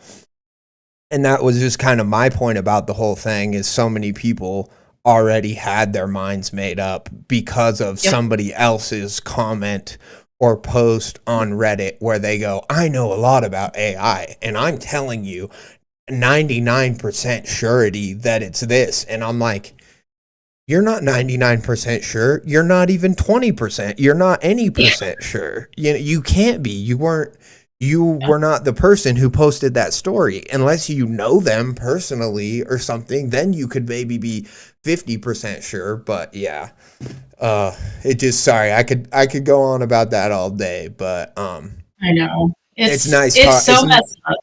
Yeah, but it is nice talking to somebody who like knows a little bit about it and can approach it from a middle ground of, we don't want AI to just clog up these writing subreddits, but we also can't publicly persecute people who are just learning to write either. That's not going to help anyone either. So all we're doing is making the gap between mediocre and exemplary worse by doing this. Right. And there's so many middle ground people that are awesome. Like, I mean, they're like amazing things that are going to live through the test of time, but they're a great story to tell kind of thing, and let them have their moment. And we're completely destroying them by going on these stupid witch hunts. Yeah. Oh, for sure. Yeah. Completely just shutting down the thing. And that's the thing, is the story that they get skewered for, or that everybody calls them out for, that might be the story like it was with Pitiful that made it onto Creepcast, but it's the story that they're going to write down the road in the future where they're going to be so much better and whatever. That's the story that never gets told, and that's the one that ultimately might be the one that would have stood the test of time or would have redefined a genre. You know what I mean? Like, and been like this epic sort of story where I'm like, it just bums me out. And it is. It's messed up.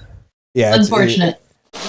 For sure. All right. Well, on a more happy note, or maybe not happy, but more entertaining note, The Chickens Say There Is No God, by B_W_Byers2233. Are you ready? Are you okay? Cool. And then, sorry, so this is the one that's the transformation prompt one? Yes, the cult has a writing prompt going on at the moment, and it is transformation is the topic, and it's fun because there's the cult Discord's writing competition, and then there's our little passion project of the magazine that we're creating, and the theme of the magazine / the monthly prompt happened to coincide, so it's great. Okay, cool, awesome. And this one is one of yours. Nice, and then that's, I guess, that's one thing I wanted to ask is, so you say that we're creating, so are you are directly involved with that, or you Yes, I am part of the PISS team. That is our official name. Okay, fun. That's an awesome name. Our names are yellow. It's a long story. Okay. I love it. That's great. So then, yeah, and I mean, I saw the announcement about the magazine and stuff, and it like piqued my interest. And so is the idea just Cult Publishing is going to have like an online magazine that's going to maybe come out monthly or every, I think right like now we're quarterly? looking at quarterly.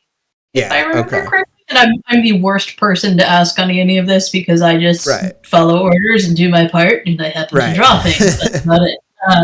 But there's a lot of really cool vision down the road. Every passion project has a lot of vision, right? We'll see what actually comes to fruition. But yeah, absolutely, absolutely. It's cool. There's some big dreams. The goal right now is to get out an online Zine with a art and stories, and just supporting authors to grow and practice for bigger and better things. That's that I love that. I was super excited, and with the level of author interviews and stuff that they've been able to get. I mean, who have they had now? I mean, pretty much everyone. They've had, like they've had Elias Withrow, they've had Arbach, right? They've had all pretty much everyone. Like pretty much everyone who Creepcast at one point was like, oh, maybe we'll have them on one day. The Cult Publishing people have already interviewed, right? Yeah. Okay, that's what I thought. Yep, we took the ideas that should have happened and made them happen. Yeah, and that, I mean, yeah, and just so much, so much credit to just you guys and that team. I mean, clearly you guys, know what you're doing. So as much as it might be a passion project right now, I fully expect this magazine to, come out and to be awesome for whatever amount of time, whether it's you just have a few issues or whether it's something that totally becomes a ongoing quarterly thing that we can all look forward to, a few times a year. They made a believer out of me, I guess is what I'm trying to say, Welcome to the cult, Brad. Welcome to the cult. Yeah, exactly. Part of the cult, part of the family, part of the tribe. Yeah, and I know Creepcast, Rudolph says, and correctly so, Creepcast did eventually get Arbach interview. Yeah, and Neon Tempo, and I agree, like, and, good for them for doing it, but also I think it's, a lot more impressive that this team was able to do it because they're YouTubers, big, giant YouTubers with names, with dollars and, and agents probably and stuff to where, And so it's just so cool that cult, an underground cult of just writers and horror lovers were able to execute that. Let me ask you this, are those interviews on YouTube? The Cult Publishing interviews. I don't actually know if they're on YouTube, but I know they are on the Discord. Right. If you join the Cult Publishing Discord, and that's what, because I've been telling myself that I'm going to go back and watch. So they are, even the past ones, like from the very first one, are on the Discord. Okay, cool. Because at least that means I know I can watch them. I just, I hope, I mean, I don't know. Maybe they should just have a Cult Publishing YouTube channel. I don't know. So we do have a Cult Publishing YouTube. Okay. I just don't know if the writer interviews are on there. I think they are, but don't quote me on that. I know for a fact they are on the Discord. I would imagine that they're on the YouTube because they got to host them somewhere, but I'm not positive.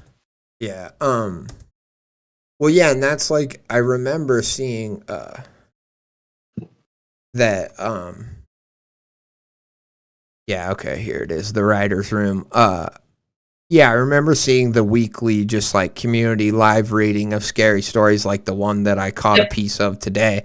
I know those get uploaded, but and yeah, maybe they just don't want to also put the author interviews cuz those are kind of their secret cool thing that they want to keep to themselves, which is fine, or keep to the Discord. I just is one of those things where I'm already subscribed and following them, but I just know that that team that you guys have is impressive. So I just shout out to Colt Publishing, and that's so cool that you're a part of that team. I didn't know that. It's just another example of something else cool that you're doing. So I'm not the visionary behind it by any means. Right. I am just one of the sponsors but and the artists.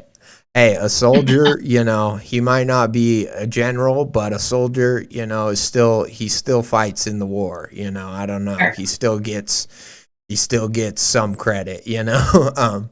But yeah, that's awesome. I love to hear it. I love to hear that.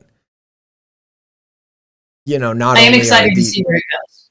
Yeah, just excited to see where it goes, and not only are these communities just whatever, finding friends and reading each other's stories, but then they're evolving what they believe they're capable of. That is what I think is so cool about it. It's like, because I think a lot of us maybe started writing like in terms of the creepcast or the creepypasta and the horror stuff, and we started going like, oh, maybe my story can get seen, and maybe the guys will read it on Creepcast one day, like, and that would be cool. That would be amazing, right? But then also there's this whole other side of it. Well, it's like maybe enough people would read my story that maybe I could start, writing professionally, or maybe I could, get a book deal or get published, and so there's this sense of, hopes and dreams for future down the road if you work hard.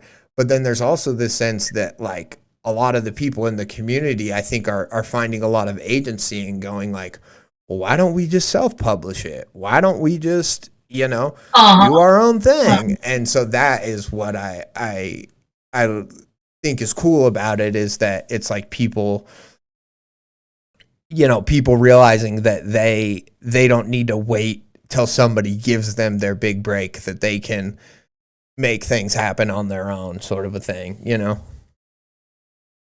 Yeah. And like, I can't speak exactly to what Colt is doing, because some of it's kind of like surprise, surprise, and some of it is, unknown. But I can say that I really do feel that Colt looks at everything like the horizon never ends. The future is just, it's what we make. We can keep going. So there's all sorts of cool things to look at it. Awesome. I love that. Very, very cool. All right. So back to The Chickens Say There Is No God. I'm going to interrupt you really quick. Oh, yeah. Yep. Have you heard of Gary Larson? He's a cartoonist from like the 80s, 90s. Yeah. It sounds kind of familiar. So from what I read of this story, the very first thing I thought of was The Chicken of Depression. And just Google it really quick and pull it up. Yeah, it's like one panel comic. It's funny as shit, and that's immediately what I thought of. Okay. Chicken of Depression, Gary Larson. Gary Larson. Still the funniest. Yeah, I think it popped up, but okay.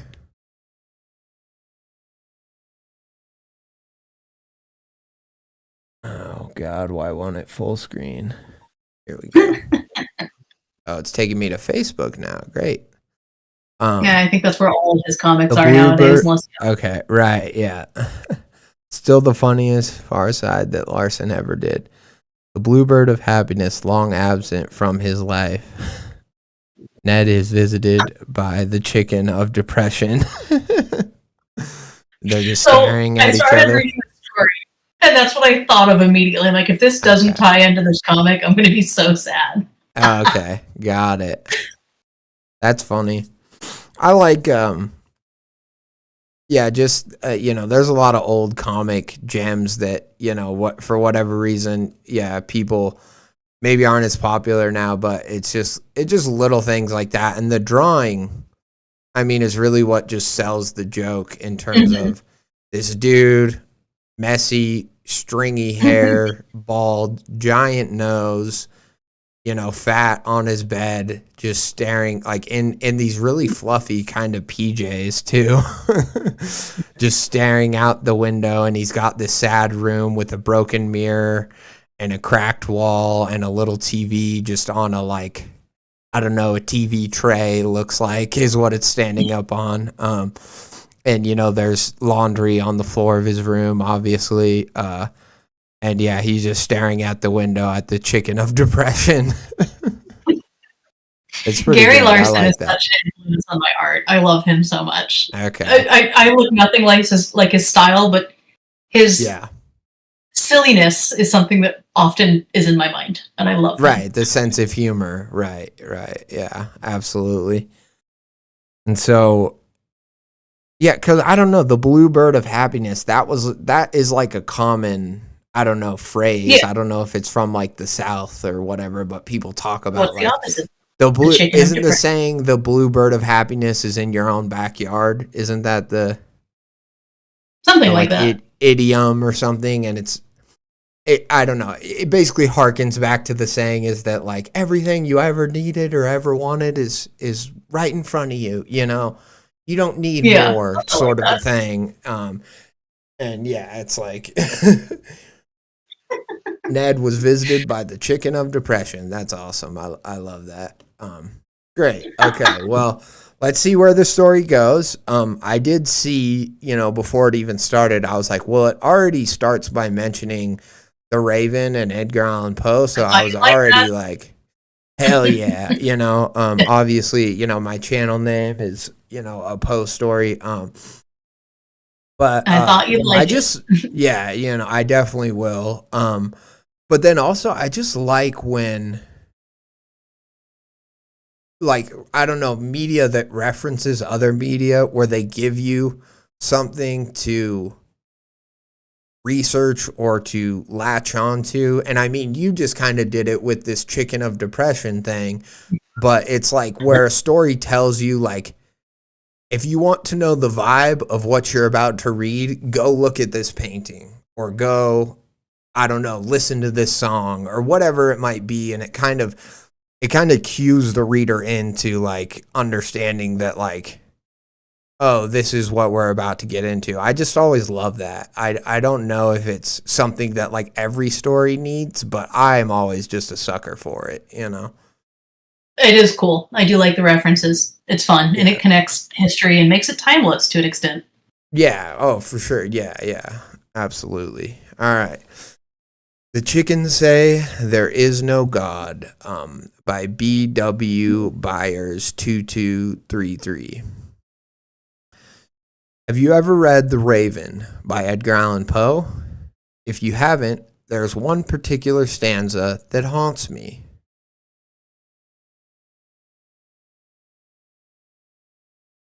Rudolph says, yeah, you were talking about that, the referential media and the Mr. America VODs. Yeah, and that's why it's kind of so poignant in my brain right now, is because Mr. Americana does that in every piece of the story where they reference, they have these other videos or commercials or things that you can watch as you kind of read through the story, and it just adds so much texture to a story, and I really like it. But we'll get back into reading. Sorry, I'm just pouring some more ginger ale real quick. All right. Prophet, said I, thing of evil, prophet still, if bird or devil, by that heaven that bends above us, by that God we both adore, tell this soul with sorrow laden, within the distant Aiden, It shall clasp a sainted maiden, whom the angels name Lenore. Clasp a rare and radiant maiden, whom the angels name Lenore. Quoth the raven, nevermore. I'm trying to think about this stanza, because obviously I've read the poem Nevermore, but I just, I wonder what this stanza in particular tells us about the story we're about to read. I mean, clearly this bird is gonna be kind of an inevitable whatever. It's gonna tell our narrator that, there is no God, like it says, but I'm wondering if, if it's going to be more than that. I don't know. Just in some way, if it's not like, I don't know, not like there is no God, but like, I don't know, sort of like the God you've been praying to is a lie, or maybe the God you've been praying to is evil, maybe like something like that. Kind of a thing. I don't, it just, that poem is so menacing. And so, it just makes me wonder, like already the name of it, the name of this, the title of the story, the chickens say there is no God. You're already like, okay, yeah, this might be kind of depressing. But now I'm wondering if it's going to be more sinister. You know what I mean? Yeah. Does that make sense? I never finished it. I read to the end of the house fire, and then I'm like, okay. I'm going to let Red and I discover this together. Okay, hell yeah, cool. Well, yeah, I knew you had read some of it, so I wanted to tell you where my head was at, but totally fair. Let's continue. I'll try not to pause too much more, although that is kind of my style. So if I do, No, you're good. You pause, you do your thing. I have many thoughts on the house fire because that's obviously my profession, and it's not very realistic, but I look away from it because it's plot building and that's cool. So I'm not going to bully the guy for that. Okay. Yeah, for sure. Yeah. Cool. And most people, have maybe experienced some sort of fire, but most people have not had firsthand experience with a house fire, I would say. Oh yeah. So, no. It's one of those things where how this goes. It pulled me out because I do that, but I appreciate the attempt, so I was still engaged. I'm like, hell yeah, this is a civilian talking about how awful this is. I'm into this shit. Right, cool. Yeah, it's one of those things where it's like, I think most people won't even notice, and it's one of those things where you got to take some liberties anyways in the story, Nothing else. I got no complaints. Yeah, for sure. Hell yeah. No, it's like, I love, we got chickens, we got fires. I'm happy. Right, exactly. But yeah, I just love when there is like the one person who is like, well, I actually know all about this sort of a thing, and it's like, that's always going to happen though. Yeah, it is. It's great. It's always. And then fun. like you get into really niche things too, and my experience as a firefighter paramedic is so weird compared to the rest of the lower 48. I do not have a normal firefighter paramedic experience. Right. So you get into niche environments and storytelling and all that, and it's just like, hey man, life is weird, and sometimes the normal and expected isn't how it works. Just let it ride. Yeah. Just let it go. All right. There was no raven for me, no lost Lenore, but the birds in my life whisper to me in the night. They tell me twisted and evil things.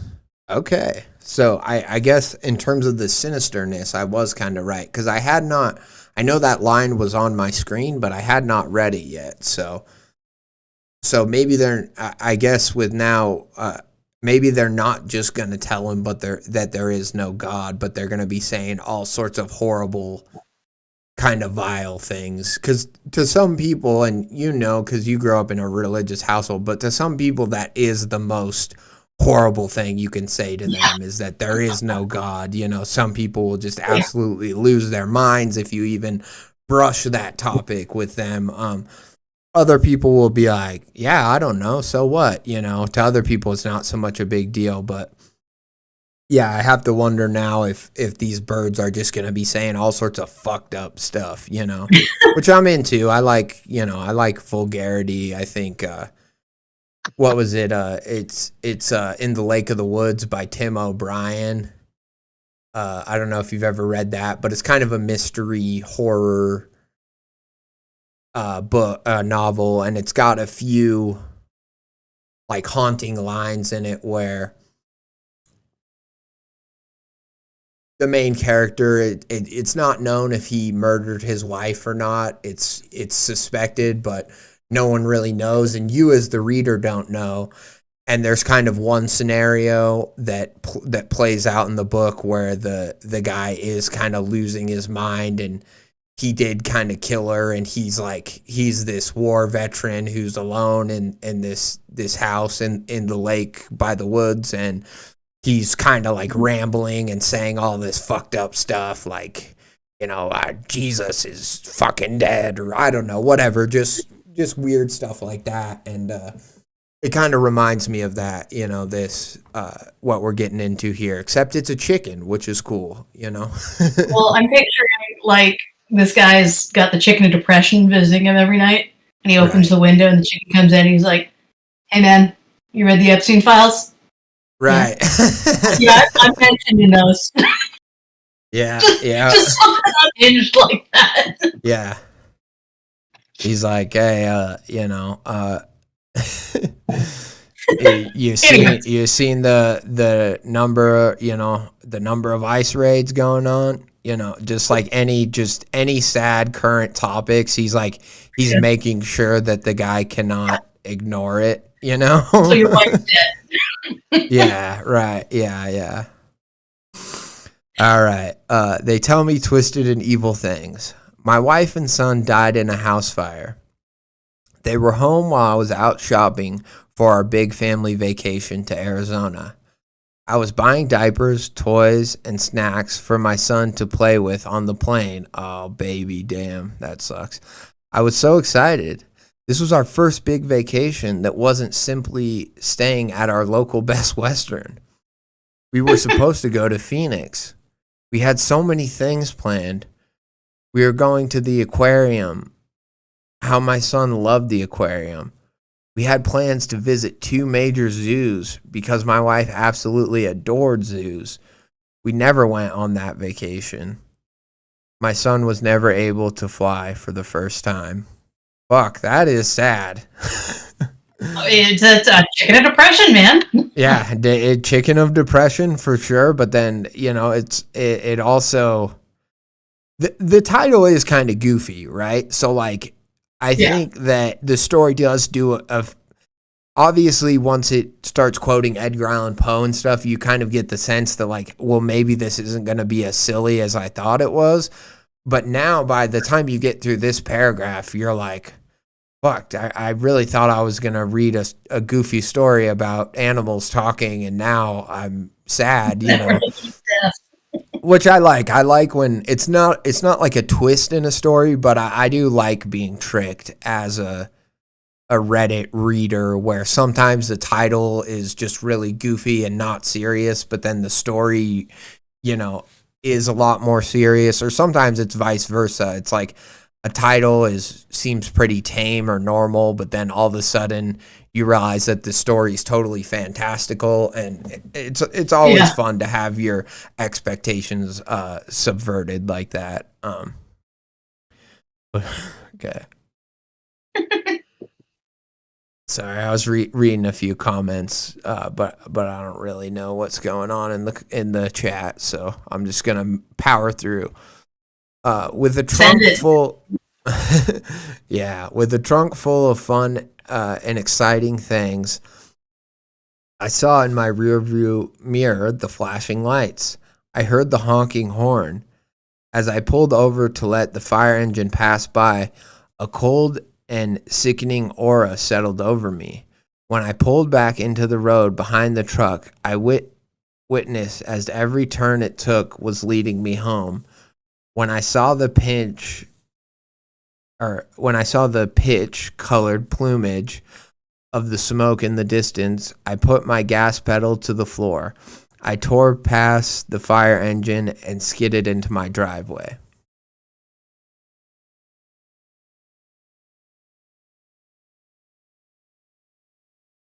The siding was melting. The windows had burst out. Red flames were lapping at the sky like a dog desperate for water. I heard my son, my sweet Jordan, screaming for his mama like a banshee. I couldn't hear Catherine reply. I wasn't privy to it yet, but she had already given her ghost to the inferno. She was unable to rescue our boy. I burst through the front door. My eyes began to sting and pour tears. My lungs immediately threatened to give out from being invaded by the poisonous puff of wretched smoke. The heat attempted to evict me from my home, but I was determined to save him. I needed to save him. How naive I was. I thundered up the stairs to his room, where Catherine had put him down for his, unbeknownst to her, last nap. "Mama, Dada," he screamed. "I'm coming, buddy, hold on," I shrieked in reply. I swung open his door, only for him to see me, for me to register the measly hope in his eyes, and to witness him being crushed as the ceiling collapsed after fighting valiantly against the flames and gravity. My wife, my dear Catherine, my boy, my sweet Jordan, they were stolen from me. I was completely unaware as the firemen pulled me out of the rubble I once called home.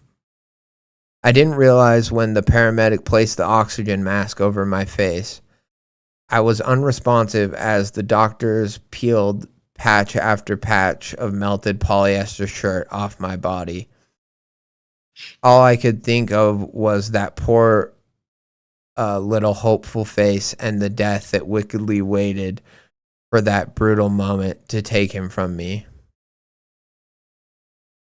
There were no bodies at the funeral, just bones. I couldn't even see my loved ones.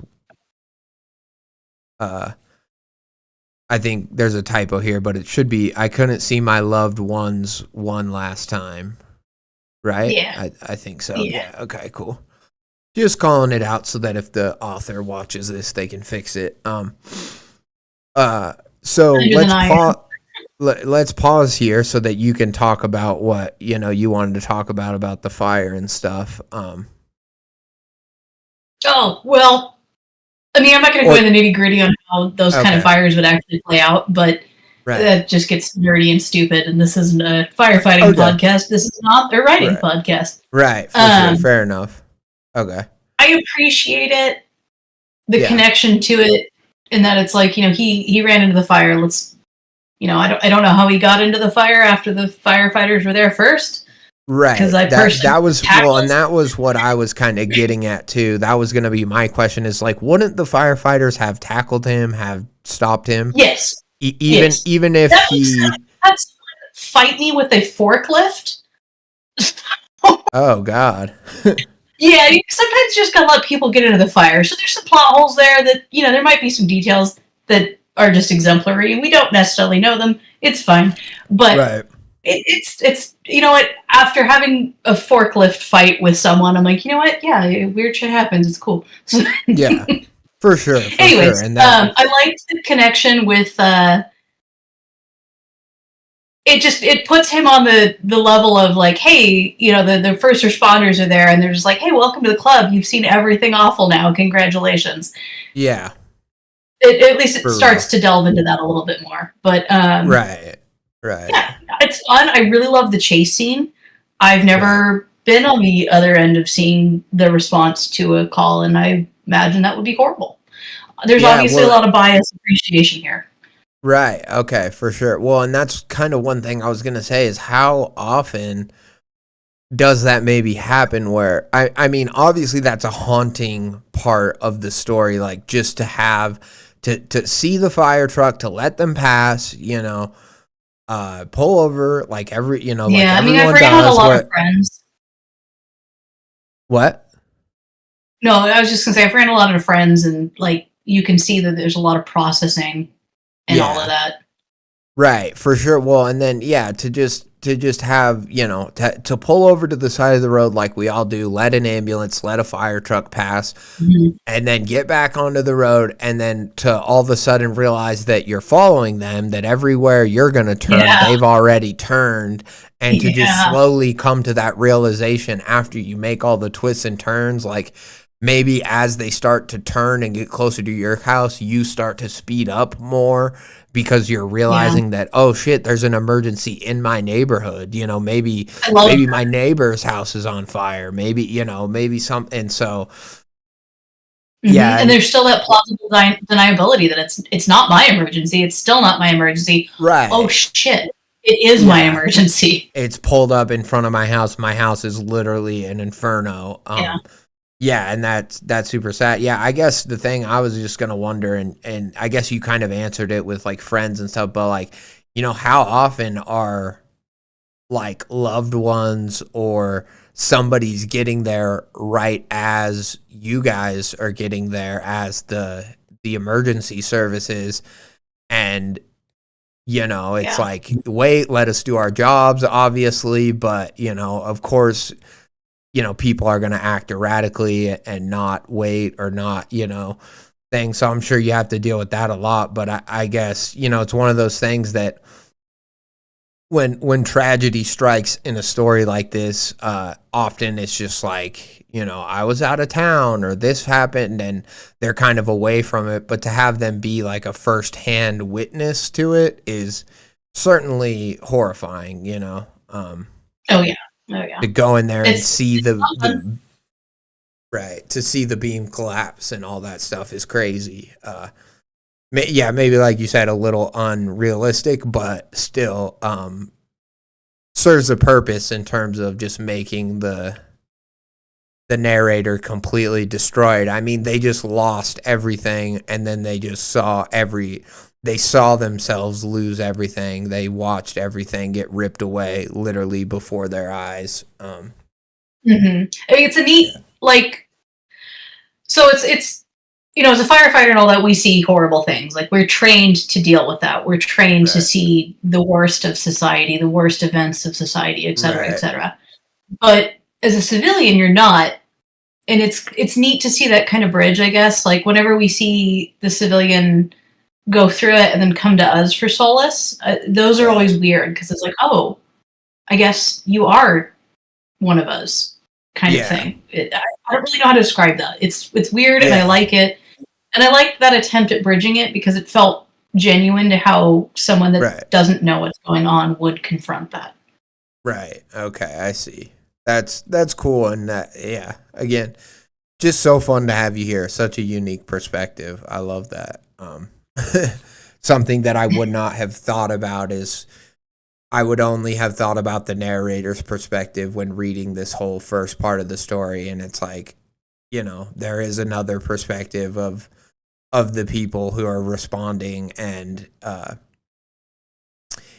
that person, like, obviously it's personal to them, right? They just lost everything, but the only people they really have to turn to are the people who are there in that moment, which is the first responders. And they're just like, how do I deal with this? How do I, whatever. And, you guys are just there, to be like, this is the worst day of your life. And there is no dealing with it, but there is getting through it or whatever, sort of a thing, I find that interaction that I guess we're getting into right now very fascinating. There's a lot of things where after big tragedies or big crises that I find fascinating. Like, I don't know, but it just something like a detail that I learned about is like how first responders, what was it, the Miami club shooting where they heard all the phones ringing, And so, like, Oh. and first responders would hear all these phones ringing in this club, and how even just something as simple as a phone ringing can be like such a trauma thing. Oh, yeah. And obviously, you guys are trained to deal with that, but we are and we aren't. Like, so my Yeah. my departments that I've worked at, working super rural, we have weird apps on our phone that override whatever settings we have on the phone for, it's the response to the emergency, right? right, And my last fire-based, so proper 911, when I was a firefighter, whenever we had an emergency, dispatch would call us on our personal numbers if it involved our own. So whenever I get a phone call, I am just like, who's dead? right. It's been years since I've worked with that department. I'm still like, who's dead? Whenever I get a phone call. And 9 times out of 10, it's like, hey, Courtney, I just doxed myself. That's cool. Oh. Hey, Boots, we're over at the bar. Let's go have a beer. And catastrophic emergency in my head. I'm like, oh, no. Phone calls are normal. It's okay. Right. Yeah. Meanwhile, your heart's like racing, and you're like, oh yeah, running through you're every throwing on possible clothes or dead. doing whatever. Yeah. That must be hard, and that is, that Just little things like that. So I appreciate the attempt, and then also the perspective, because the survivor of that, they're not going to have the camaraderie of the department that's like backing them for those kind of things. And so it is neat to see that attempt to meld into it, because I've seen civilians be like, hey, what were so-and-so's last words? Right. They're always awful, so I make up something wholesome for them. But, it's neat to kind of see that. And I'm excited to see that play out. Right. Awesome. Okay. Cool. Let's get back into it. Yes. Okay. There were no bodies at the funeral, just bones. I couldn't even see my loved ones one last time. People came by. They said the typical funeral cliches. I'm sure they were trying to help, but unless you've been through it, you have no way of truly consoling someone in the bog of grief. I'm so sorry for your loss. Thank you. You'll be in our prayers. I appreciate it. If you need anything, let us know. We'll do. They're in a better place. I know. You're going to get through this, God willing. It was all just white noise pouring through my ears. It was deafening. Yeah, I like that little, almost like little call out, Mechanical. like little, yeah, right, yeah, of just that, because it is so, it's so like, well, it's like, this is the proper thing to say. Mm-hmm. And of course, like, people say that, and they're not gonna, and it's almost maybe, I don't know if it's best in those situations to say the proper thing. I think it maybe depends on who the person is that experienced the tragedy, but then I don't think it's necessarily better to just go up and be like, I know your world just ended. I'm here for you, but I know nothing is ever going to be the same. Like, you don't want to say that either. You know what I mean? Yeah. Even though that might be more closer to the truth, or the truth of how they're feeling, it's not, that doesn't help either. So it's just one of those things where it's like, there is nothing to say. And so because of that, everything that gets said is all white noise, Yeah, there's no winning. Yeah, there's no winning. There is no phrase that somebody's going to say that's going to kind of snap you out of the fog, as it were, and kind of make you go, I don't know, I can breathe, or everything's still horrible, but at least I don't feel like I'm about to fall over or something, yeah, just again, interesting kind of way to encapsulate that fog of grief, as it says. After the home and life insurance payouts, I bought a double wide and put it on the property where my home once stood. All I put in were a fridge, a microwave, a mattress, a washing machine, and a television. The sink, shower, furnace, and toilet came with the trailer. I didn't see a reason for anything else. My wife did the interior decor. Every time I thought about getting some nice things put in, I'd become overcome by grief. The only things I had to remember my family by were the far too few photos on my phone and a flock of chickens my wife had wanted to raise for fun. Oh, so that's where The chickens of come in. depression. The chickens of depression, the one reminder of his wife other than the photos, but at the same time, yeah, I mean, every time you would hear I assume maybe there's a rooster, who knows, maybe there's not, but anytime you heard the chickens make any type of noise, you have to imagine it would just, everything would remind you of them regardless, but that would just be another nail in the coffin every time, another twist of the knife. Horrible, real. so sad. Yeah, you are showing up on stream, Rudolph. I know I haven't gotten to a few of story 2 by okay. Boots.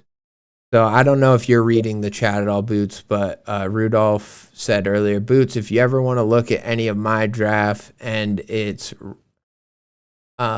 relevant, please bully me for it. I value good research pretty highly. So okay. So they like your keen eye, I guess, okay. And then Rudolph says you take your time. Okay. All right. So let's get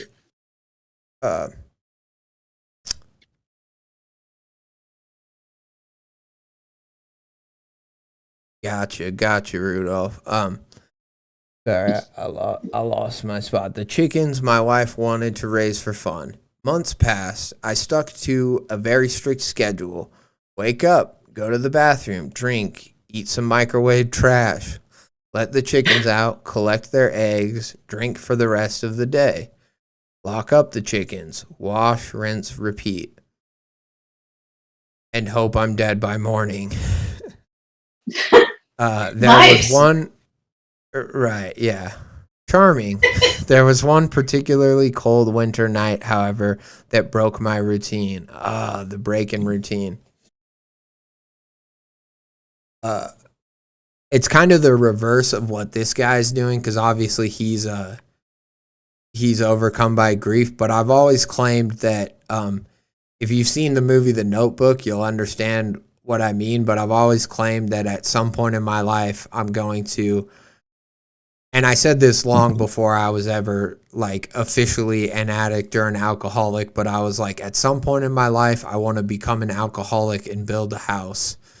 Because that's what Noah does in The Notebook. There's like he's heartbroken, he lost the love of his life, so he grows a beard, becomes an alcoholic, and starts to build a giant house or remodel a giant old house, and yeah, it's kind of the opposite of what this guy's doing in terms of on the ashes of the house, he just puts a trailer and he's just taking care of the chickens and drinking himself to death. But for some reason, it just kind of reminded me of that sadness of like Noah like hammering the boards on the roof, meanwhile drinking, and I don't know. I kind of picture him like going through the ashes of his home and like trying to clean them up while meanwhile he's like just drinking a bottle of Jack Daniels like openly in his yard, and everyone is just like, well, all his neighbors are just kind of walking by and they're just like, yeah, I would probably do the same thing if I lost my wife, and you know what I mean? Like, yeah, it's just funny. It's like we said, depressing, the whole idea of hope I'm dead by morning, but in a morbid way, it is kind of funny too. Yeah. I really like the Notebook tie into that. That was an unexpected twist there. I as much as I like the horror and whatever, I'm a romantic too. So I have a lot of weird pulls that maybe people wouldn't expect, but Yeah, I mean, I saw the note. I think even must have been like 13, 14 maybe when I saw the Notebook. And even then, as a teenage boy, I cried. I was never one of Yeah. those. I mean, movies have always been the one thing that consistently can make me cry throughout my life. And maybe that's They just do that. my own mental illness, or whatever, that like my grandpa or somebody who I loved could die. And of course I did cry eventually, but like not right away, you know what I mean? But then I see a certain movie or something and I'm just like, oh. So yeah, anyways, it's weird the things that pop into your head from a story. But there was one particularly cold winter night, however, that broke my routine. I fell asleep in the living room while watching TV. The same dream played in my mind. It was always the same. Me bursting into the house, being overwhelmed by the sight, and running to my son. Mama, Dada, he screamed. I'm coming, buddy, hold on, I replied. But I never rush in. I never save him. I always hesitate. Why do I always hesitate? Why can't I ever just go and grab him? Then the ceiling caves in, and my Jordan is pulverized and ignited into nothingness before my stinging eyes. Then I heard the tapping and the whispers. Tap, tap, tap. You're all alone in there, Byron. Tap, tap. I can smell you, Byron. Your putrid rot is delectable to me. Tap, tap, tap. You know they're gone.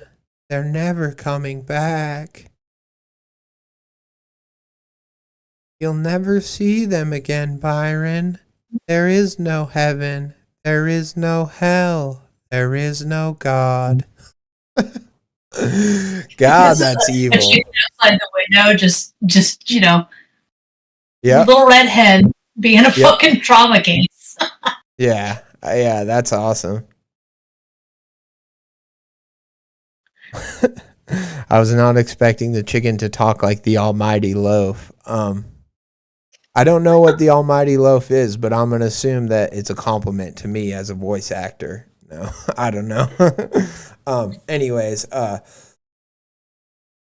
think that this is very fun for a story that is very sad, and I like that it just immediately jumps into it. Like he wasn't like, I heard something outside and then I went to check, and then a few days later I heard something again. It just immediately starts with tap, tap, tap, and distinct voices, whole articulated sentences are coming in.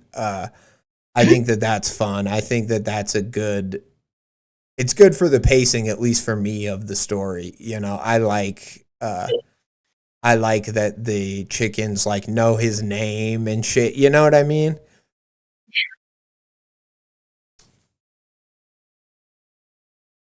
Oh, okay. I will look up Almighty Loaf, Rudolph. I will look that up later. I'm gonna keep reading though. My eyes flickered open. Crust and sweat burned their corners. In a moment, it took a moment for them to adjust. I blinked away the double vision and tried to focus on the window where the sounds were coming from. There was a large, beautiful white rooster pecking at my front window. I burst into laughter at the absurdity of it all. The rooster, dumb and useless, must have been out scrounging around for more food when I locked up all the other chickens. I staggered to my feet and opened the door to go put him in the coop. But when I went out, he was gone. Where are you, little guy? I playfully called into the night. I heard his crow from the tree line, except it didn't really sound like a rooster's call. It sounded more like someone trying really, really hard to sound like a rooster. The blood in my veins flowed as cold as the river Styx. My body went numb. My legs began to propel me in the direction of the rooster's call, despite my mind's desperate pleas to turn and run. The snow cascaded down in utter silence. All I could hear was the rooster's raspy breath and my heartbeat in my ears.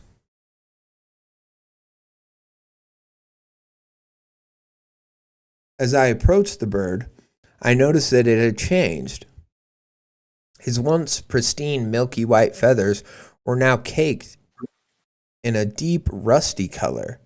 His skin was stretched taut over a misshapen form that no longer resembled anything that looked like a rooster. Then it stood, its thin, scaly legs elongated into those of a malnourished man. Its wings cracked and snapped until long and gangly arms showed themselves. Its eyes grew and grew until there were two glowing embers staring down at me. I'm taking a note really quick for end analysis.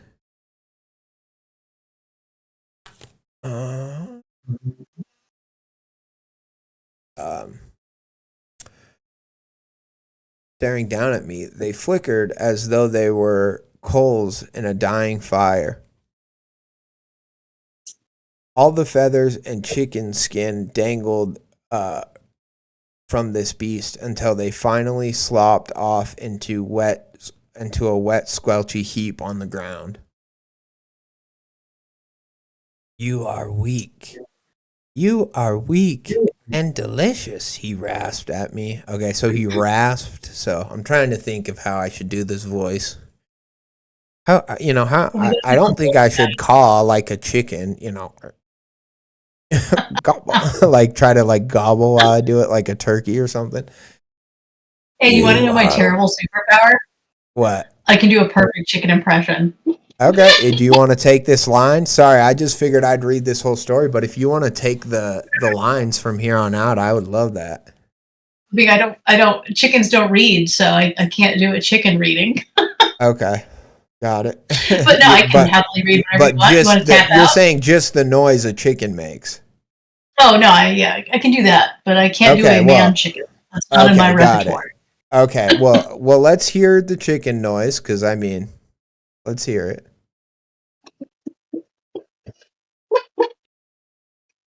Okay. It's better in person, I'm sure, but, Yeah. Go ahead. What? Oh, I was going to say, I used to wear a chicken suit while I was skiing, and I would ski up behind people and do that. Oh, every single one of them would crash into people. It was delightful. That's fucking awesome. It's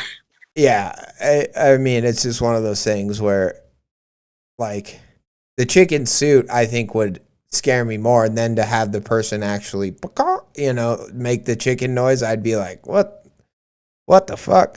Well, I gotta get off this mountain.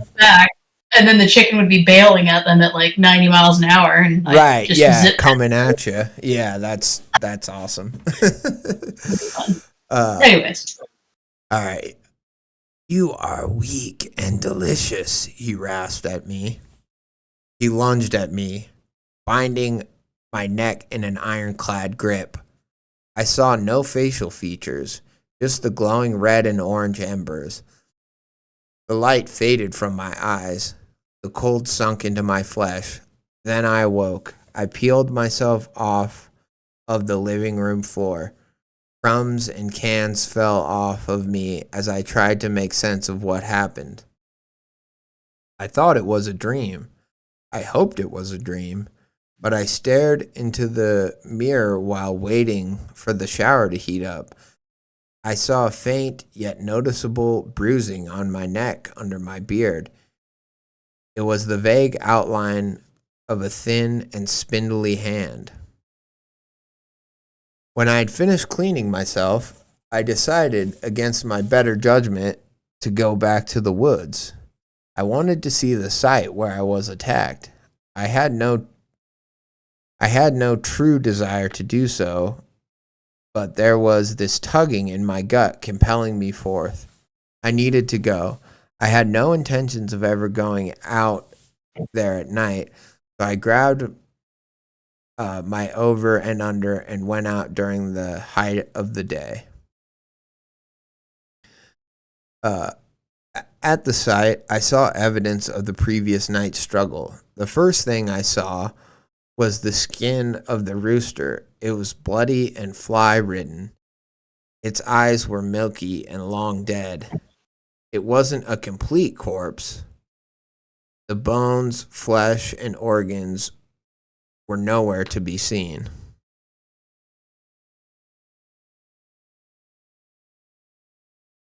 Yeah, that's what I was gonna tell you about Boots, about the chicken. I was gonna say I could hear it a little bit, but it did cut out.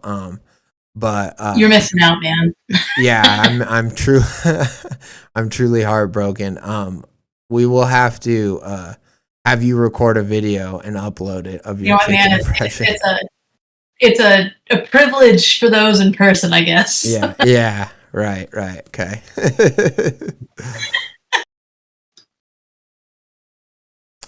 Okay, so the rooster skin, the bones, the flesh, organs were nowhere to be seen. Just a wet heap of skin and feathers. Chicken skin. What? We got a pile of chicken skin. I know. And so, I mean, I'm getting Skinwalker vibes from this, you know. I don't, the whole idea of like, it's the rot and grief is delicious. I don't know how much that like harkens into like a skin changer or like a Wendigo type of thing. Like they feed on grief or, maybe or whatever. But maybe in this story, it's possible. I know it's interesting because it's is it The Outsider? It's a show Stephen King like produced, and it's only like one season on HBO, but that was kind of like it could take the shape of different people, it could wear different faces. We never saw it as like a creature, but that creature, whatever that creature was, whatever they called it, fed on like grief and tragedy. Like, there would be a big fire or something, and then this creature would kind of pop up. So I'm kind of getting a similar vibe from this creature. But I like I do like getting to physically see the monster like transform and throw off its skin. That's fun. Yeah. However, the rooster skin wasn't the only one. I saw a total of 7 skins, including the rooster. There was a raccoon skin, a Labrador skin, a buck skin, a crow skin, a cat skin, and the skin of a Caucasian male of whom I was unable to recognize any familiar features. They were all stretched like tanned leather and hanging in the surrounding trees on the far back of my property. That's when I hightailed it out of there. Yeah, I would say that's probably smart. Do we think the Caucasian male is him? Do we think that it already has his skin? Or no, because it would have to physically cut off his skin, it seems like, right? Yeah. Okay, so I was like, but clearly this creature has a human form too. So, I mean, that's all right. My current theory is that it's the disgruntled, obese volunteer firefighter that got picked out of the service. Okay, fair enough. That could be. I'm entirely being a jackass. No, it's not that. Yeah. But I like it. It's a long shot, but it's a shot, And he's just disgruntled and angry that he can't be the hero. Right, and he shows up to like all the fires with like whatever secondhand like firefighter gear, and he like tries to act like he's helping, Yeah. I mean, he's still part of the volunteer crew. Like he's there giving the water bottles to the firefighters and all that. Okay, I see. He's the one that's most aggressively loud in the public, being like, "Thank me for my service," and that's how it goes. Right. Yeah. And he just has raccoon skins. Right. Everywhere. Yeah. And chicken skins. And haunts victims. Right. That's funny. 2 hours later, the police were at my door. As soon as I had gotten back to my trailer, I called them and explained everything I'd seen. Another typo here, just real quick. And what you're telling us, Byron, is that a talking rooster lured you into the woods, elongated into a man, and attacked you? The sheriff asked. Yes, how many times do I have to tell you? I replied. Please, you have to see how this isn't making any sense to us, she continued. Oh, she's a she, but that's fine. No. A lot of lady cops can sound very masculine, so I won't. Why I get mistaken for a man constantly. Oh God. Well, it's one of those things where they train that. I feel like they trained you guys probably with firefighters too, because my dad was a cop, so it's like a big part of the training is to how to speak with authority. And so like whenever I do a cop's voice, I kind of just always do that like deeper, whatever. And whether it's male or female, I feel like it kind of just works for the story because they're a figure of authority, It doesn't matter. Like I respond to sir, I don't give a shit. Right, yeah. Whatever you need, At a frantic loss for words, I insisted that they just follow me to the scene where I discovered all the various skins. As soon as we stepped into the clearing, where I had nearly met my end, my heart sunk. There was absolutely no evidence, no blood, no skin, just no skins, just fresh powdery snow. I began digging, desperately trying to find even a scrap of proof to show to the cops. They began to snicker and stifle their laughs. That is not professional. That is fucking... At that point, I would just be like, fuck you guys, get out of my backyard or get out of, leave me alone. Like, I get it. He's a man, he's a man who's already at his wit's end, on his last leg. But, I mean, because the police would have to know that this guy has lost his entire family. So either way, it's like... What? This is like a smallish... I'm assuming that this is like a smallish town. Yeah. Just based on the fact that Phoenix is an experience for the guy. Yeah, right. So yeah, that's true. Good point. In that case, like they probably know him on a first name basis. Right. Asshole cops. Fuck these, yeah. I mean, I get it. In a lot of stories, like cops are, not the good guys, or, they're not gonna believe this supernatural shit is going on. But to have them, this guy who lost everything's living in this double wide, clearly like, is drinking himself possibly to death, and all this stuff. It's like, okay, clearly like, even in the cops saying it's like, worst case scenario, okay, maybe there's not a chicken man, but maybe this person is having like a mental health crisis. So to just laugh, just seems so overtly cruel that I don't know, that just bums me out even more, I guess, for him. I guess it is still, I guess, somewhat believable. I mean, but it's just one of those things where it's almost cartoonishly evil. Yeah, I'll give you that. Yeah, I mean, I've seen some asshole cops in some small jurisdictions, but for sure. Absolutely, most of the small towns are pretty chill. Maybe it's not a small town. We don't know. Or maybe that he just got a bad luck of the draw where these guys are just dicks. I began to weep. Like that. What? Sorry. I said I've definitely had moments where I'm like, okay, can you recount that for me again? Yeah, because this is fucking insane.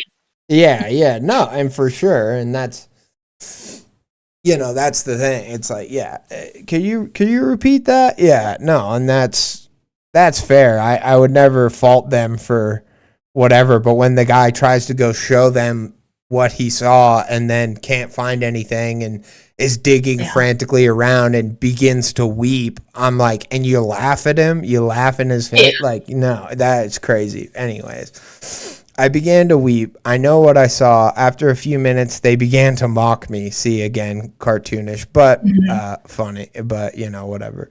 Yeah, keep digging, dumb drunk, one jeered. Maybe a little deeper, another responded. See, again, we're just getting cartoonish, but maybe, here's the thing, maybe this is the monster, too. That is possible. Yeah, The monster could have a cop skin, I don't, or, maybe he's got a buddy and they both have a cop skin. I don't know. I don't know how it works, but. He did say he had a flock of chickens. They all could be in on this. And I love that idea. It's like malicious flock of chickens that are out to fuck shit. That is true. There you go. Maybe a little deeper, another responded. That's enough for you too, Byron. That's enough for you too. It's kind of a weird phrase. That's enough for you too. Byron, you need to stop, the sheriff said with deep sympathy and a note of irritation. I didn't stop. I couldn't stop. Even after the sheriff told me that she'd just be a phone call away, I kept digging. When my hands had lost all feeling, I stopped and returned to my trailer. There was nothing. After getting back to my trailer, I called my old buddy Rob.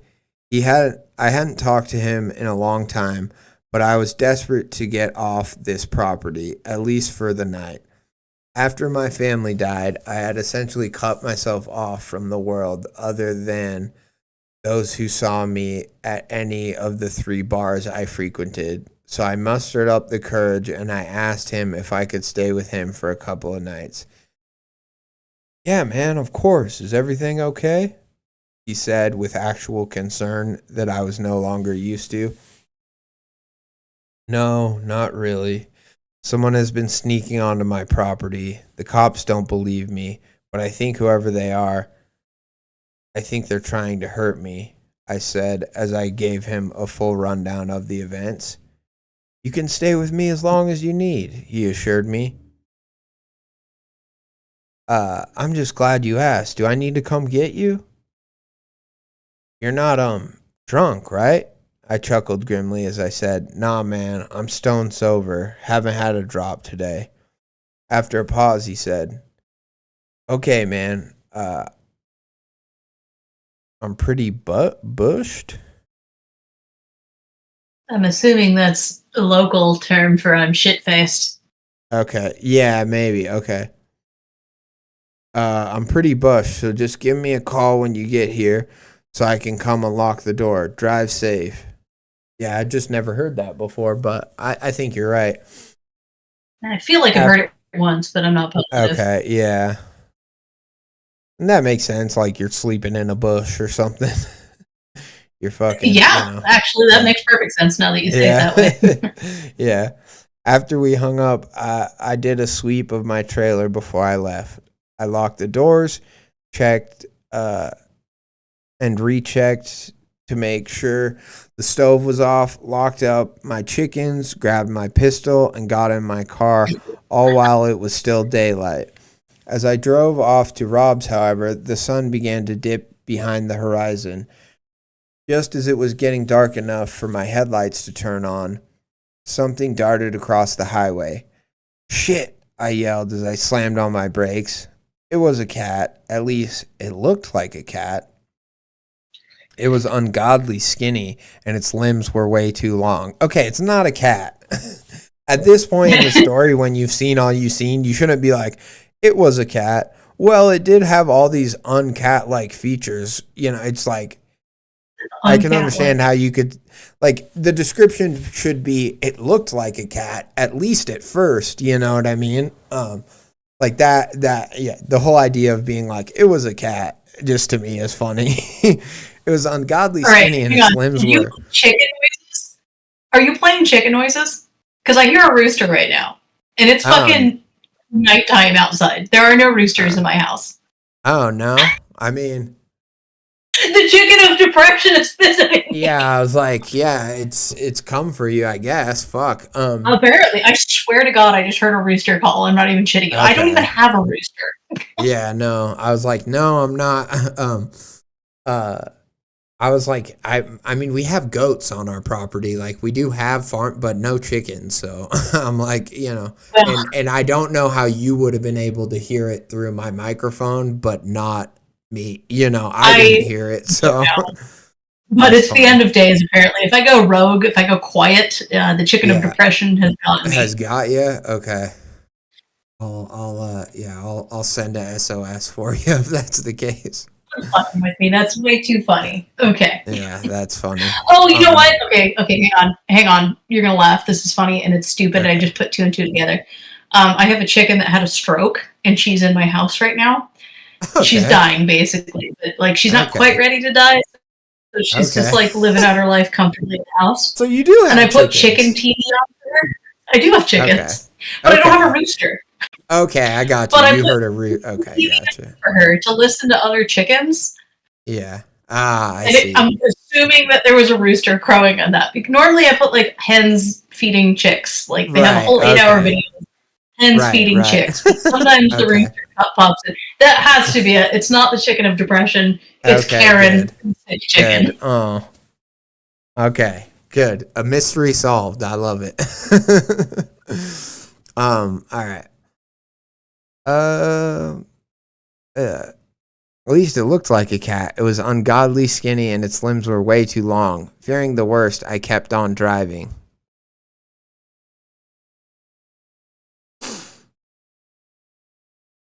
I kept on driving. My heart was pounding. I knew what it was, but it was too late to turn back. At this point, I was already 20 minutes from my trailer and 15 minutes from Rob. I was sure, well, hoping really, that it wouldn't try and hurt me while I was around someone else. When I arrived at Rob's house, I immediately knew that we were screwed. Encompassing Rob's home were prints, hoof prints that transitioned smoothly into bird prints, cat prints, and finally barefooted human prints. The path prints, the path prints themselves made, however, were anything but smooth.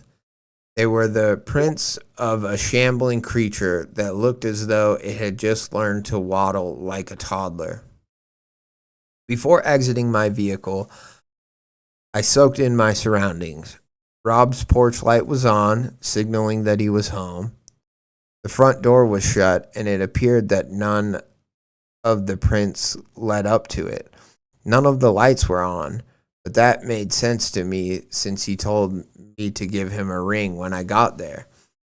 Other than the prints in the snow, everything seemed to be telling me that I was safe to press on. I pulled out my cell and called Rob. It rang, no answer. I called again, still no answer. I called one more time, telling myself that if he didn't pick up, I'd call the police. One last ring. There was an answer. Hello? A groggy voiced Rob asked into the phone. Hey, Rob, it's me. I'm here, I whispered back. Byron, why are you calling me? He paused. What do you mean you're here? I got quiet. This wasn't right. Rob, you need to listen to me. I think there's someone in your house. I called earlier and I thought you said I could come over. I think someone answered your phone, I whispered, desperately trying to convey that this was serious. He sighed heavily. Look, man, I know things have been rough lately, but you can't just drunkenly show up at my house. You need to go home. I tried to respond, but the line cut out. I was faced with a choice. I could leave, preserving myself, or I could try to help Rob. Flashes of my house burning played in my mind. The little face of my boy desperately reaching out for help. If only I'd gotten there sooner. I couldn't let something happen to my friend. I had to help him. As I opened the door and grabbed my pistol to get, as I opened my door and grabbed my pistol to get out and go into Rob's house, I saw the bedroom light on and the side of the house, and the light on the side of the house flick on. I slowly loomed toward the door, the crunching snow betraying every step, and I opened the unlocked door. The only source of light crept out from beneath Rob's bedroom. I drew my pistol up, now certain that it would be useless, and opened his bedroom door. It was empty. No Rob, no mysterious monster, nothing. Just an empty bedroom and Rob's wide open window. Dun dun dun! That's the end. So, was okay. I'm understanding it that the chickens called him to the house. Rob never called for help, or like Right. when he talked to Rob, it wasn't Rob. It was Right. the chickens. Yeah. Love that. Yeah.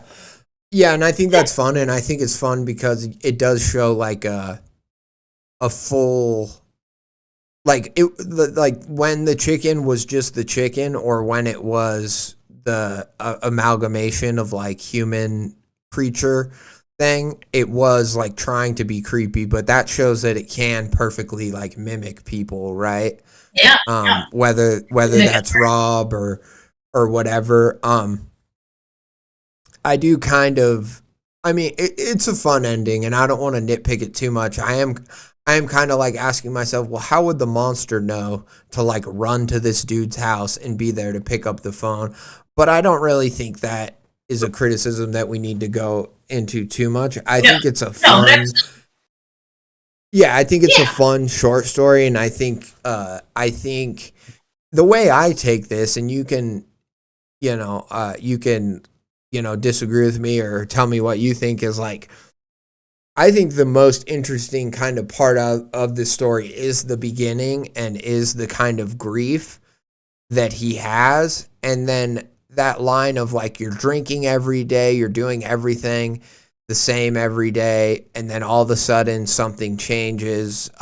You hear this knocking on your window, and I'm almost wondering, like, of course the cops are like evil and shit for laughing at him, but I'm almost wondering, like, was he just having like alcoholic hallucinations? Because people do hallucinate when they're drinking a ton or withdrawing. Like, you do have full-fledged like hallucinations. So part of me was like, could it have all just been in his head? And then where I thought it, okay, go ahead. To the chickens could have been the cops too. Right. Yeah. I keep joking on that, but like, I'm all for this chicken cult that's out to get this guy. Like, that's I'm in that. I'm here for the chicken cult. I think for sure, and I think like then it just kind of brings up the idea that like, well, maybe they just kind of are everywhere because they are feeding off this guy, right? So maybe they are just like ready, they're ready to pick up the phone when he calls anyone, or they're just completely have him surrounded in every way, and kind of like in Stolen Tongues, how those creatures could kind of be anywhere, travel hundreds of thousands of miles or whatever, you know what I mean? Like, they were just kind of everywhere, always in the forest, always off, just in the shadows. These chickens, or these whatever skin changer chicken things could kind of be like that too. And so I liked that. But yeah, I was kind of thinking at the beginning, like, could it just kind of all be in his head? And then, when he sees like the carcasses and all that stuff, yes, he could still be completely hallucinating, but I think it obviously goes into that more fantastical where no, it's not all in his head. But where I thought the ending was going was, no one was in there. Rob's just window was open. So we have to assume like Rob just isn't home, and it was just the monster kind of luring him there, or maybe just fucking with him. Both times, or the first time when he called.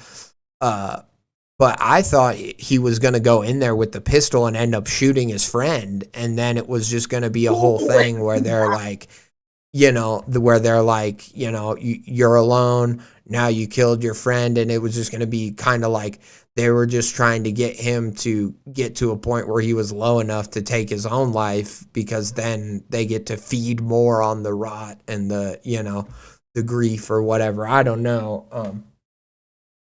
But yeah, I think it's a fun ending. I think that it's cool. I like the idea of like a chicken Wendigo or a chicken skin changer, you know.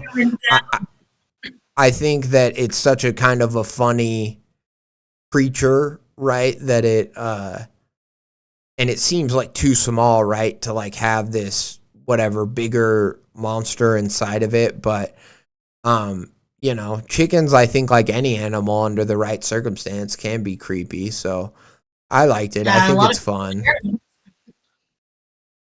I enjoyed it. I thought it was fun. Yeah. Yeah, for sure. For sure. Um and then there was something else I was gonna.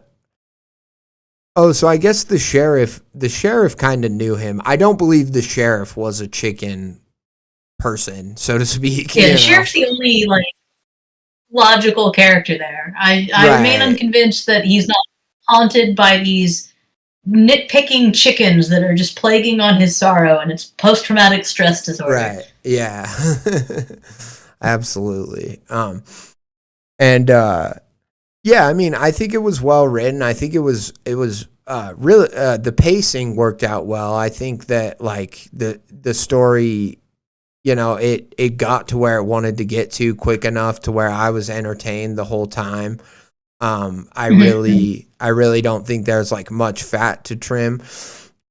There were a few little lines where it was like it talked about the glowing embers of the creature's eyes, and although like it's whatever it's imagery that, you know, does paint a picture, I do just hear when it comes to eyes of creatures, I do hear like glowing embers or glowing eyes used a lot. So it was just something I made note of, that like, you know, maybe in this next story this writer, you know, like change it up or just be aware of it, because it's just something you don't want to be too repetitive like in your creature descriptions or anything. You want to try to keep it fresh. But there were just some little notes like that that I because overall I liked the writing too. I thought it was like it captured the grief well, and then it captured the like the fear well, and the like ridiculousness of him, you know, ripping through the snow while the cops are laughing at him. Like, yeah, it casts a lot of stark images in my mind. I don't know if you kind of thought the same thing, or maybe with the fire in the beginning, that's kind of where it I really captured liked the you. footprints. The what? Yeah, of course the fire was neat, but I also really liked the footprints. I thought that was Right. fun. I'm a sucker Yeah. for things that you can't see but you know are changing, and Right. that's just icky, and I like that. Yeah. But I also Oh, personally yeah. love the Ember thing because I thought it tied back to the house fire really well. Just Right. that constant metaphor of fire, it kind of tied it into like a post-traumatic thing well. Yeah. Because And it's see, just like, oh god, they look like embers. Oh god, and embers killed and, my family. right. Yeah. And see, I didn't even think about that, but you're absolutely right. So maybe that's just a bad note on my part, because now the That's more just that I mine think though. about it, It is a well, no, and it's one of those things where it's like it's good to mention, but or like on my end, it's fine to mention, but it's also if the writer has intention behind it, like you just said, like if that was their intention, then by all means do it. You know, then that makes sense. You know, this guy was traumatized by fire, so if he's having existing trauma pop up or trauma manifesting in the form of this monster or whatever, it makes sense that that some of the imagery would harken back to that initial trauma, right? So if that was their intention, then by all means, I hear when I hear eyes described as glowing embers, I just go, "Oh, I've heard that like quite a few times before." Yeah. But that's fine. Again, if it has intention, if there's if you're not just saying that cuz you've heard it said that way before and you think it sounds cool, that's where I go, okay, maybe try to think of something different. But if you're like, no, I was thinking about the fire and how this creature is like a manifestation of this grief that is like feeding off of him, then I'm like, by all means, you know, go for it. And that's kind of like a note that I would have to just a lot of people, or if you get a note, but then you come back to it and you're like, I really wanted it to be this word or this thing because of X, Y, and Z, and you have a reason why you want it to be that thing, then I say don't change it. You know, I say go with your gut, go with what you want. I'm just one dude opinion, and the things that I notice aren't necessarily going to be what anyone else notices. You know, I'll pick up on something, and yeah, it might be for no reason at all. So that's kind of my like rule of thumb when it comes to both giving and receiving notes, is like, you know, if you don't want to, don't change it. Or if you know, if you don't, if you don't think that, it makes your story better to change it. In other words, it's just something that you're kind of changing because somebody told you to. It's like, well, then it's not that important to change. But if the note or change that somebody tells you to make or suggests that you make, if it seems like it makes your story stronger, then by all means. But if you're just changing shit to change it, then you might be editing, but you're not really writing any better. You know, you're not really growing at that point. You're just changing things because somebody said they might like it better, you know, sort of a thing. So, but yeah, I think those were two awesome stories. I mean, I think they both, you know, obviously, like, you picked them, but I think they kind of had a lot of good talking points just with the fire and other stuff. They kind of related to us getting to know you as a person too, which I really appreciated. Yeah, that was awesome. Thank you. Thank you so much, Boots. Yeah, I don't know if there's anything else that you want to chat about or say. I mean, we certainly don't have to go right now, but I didn't have any other stories planned. You know, that was just my kind of initial stream with you, was to just kind of talk to you and then read a couple stories. But yeah, no, it was fun. I'm always down to do it again if you're ever looking for some shenanigans. oh yeah, for sure. I'm very pro shenanigans. Harold Sleeper just coming in a bit late, but he says, "What's up, everyone? What's up, Harold? Always good to have you. Thanks for stopping by." So yeah, I guess, you know, as just kind of a parting note, you know, everyone check out, you know, Boots' work. Check out their Ko-Fi. Clearly, they do all sorts of cool stuff, whether it's make tarot cards or, you know, with their laser printer, or just write cool stories and make really cool drawings.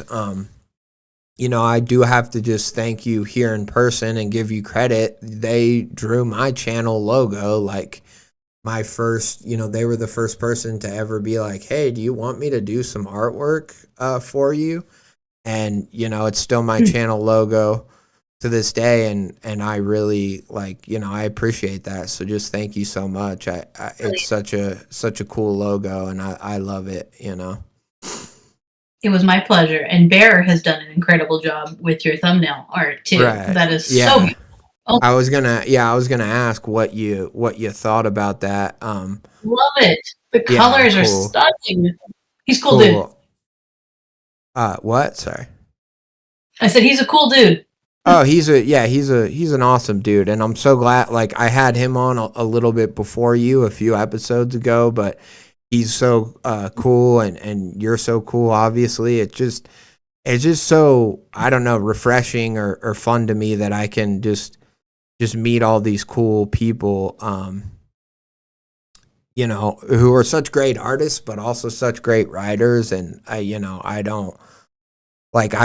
like, where have all these people been all my life? Because it just seems like living in the shadows, listening to podcasts in the back, you know, of the room, or I don't know. But yeah, it's just one of those things where it's just so nice.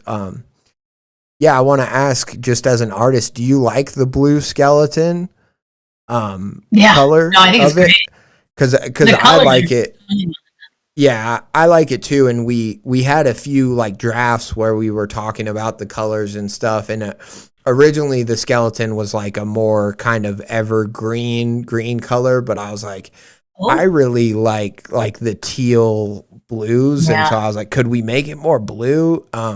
I know it maybe doesn't fit. The channel is Red Death Mask, and although the mask is still red, I was just like, I just like the blues and purples of the skeleton so much. I think it came out really I think great. it works good. Bear's Yeah, a tattoo artist, yeah? And like his yeah. big shtick is color Japanese style tattoos. And Oh, the really? style, to me, I see it immediately. Oh god, his color's beautiful. Like he's Yeah, got color down to art. yeah. Oh, yeah, for sure. He definitely does, and yeah, yeah, I didn't know it was that specific style, but just from the few things that he's drawn and stuff, I'm like, Mhm. they're all just awesome. There's really no other way to say it. It's like Agreed. they're all just awesome. And then, what? I said agreed. Oh, agreed. Sorry. And then I was gonna say like too, and when you look at your stuff, I mean it's different, but the thing that I do like about your stuff is it is all that kind of like one color, like either it's black and white sometimes or it's like the red. Um and it's just I don't know, there's something so simple about it that just makes me like that one picture.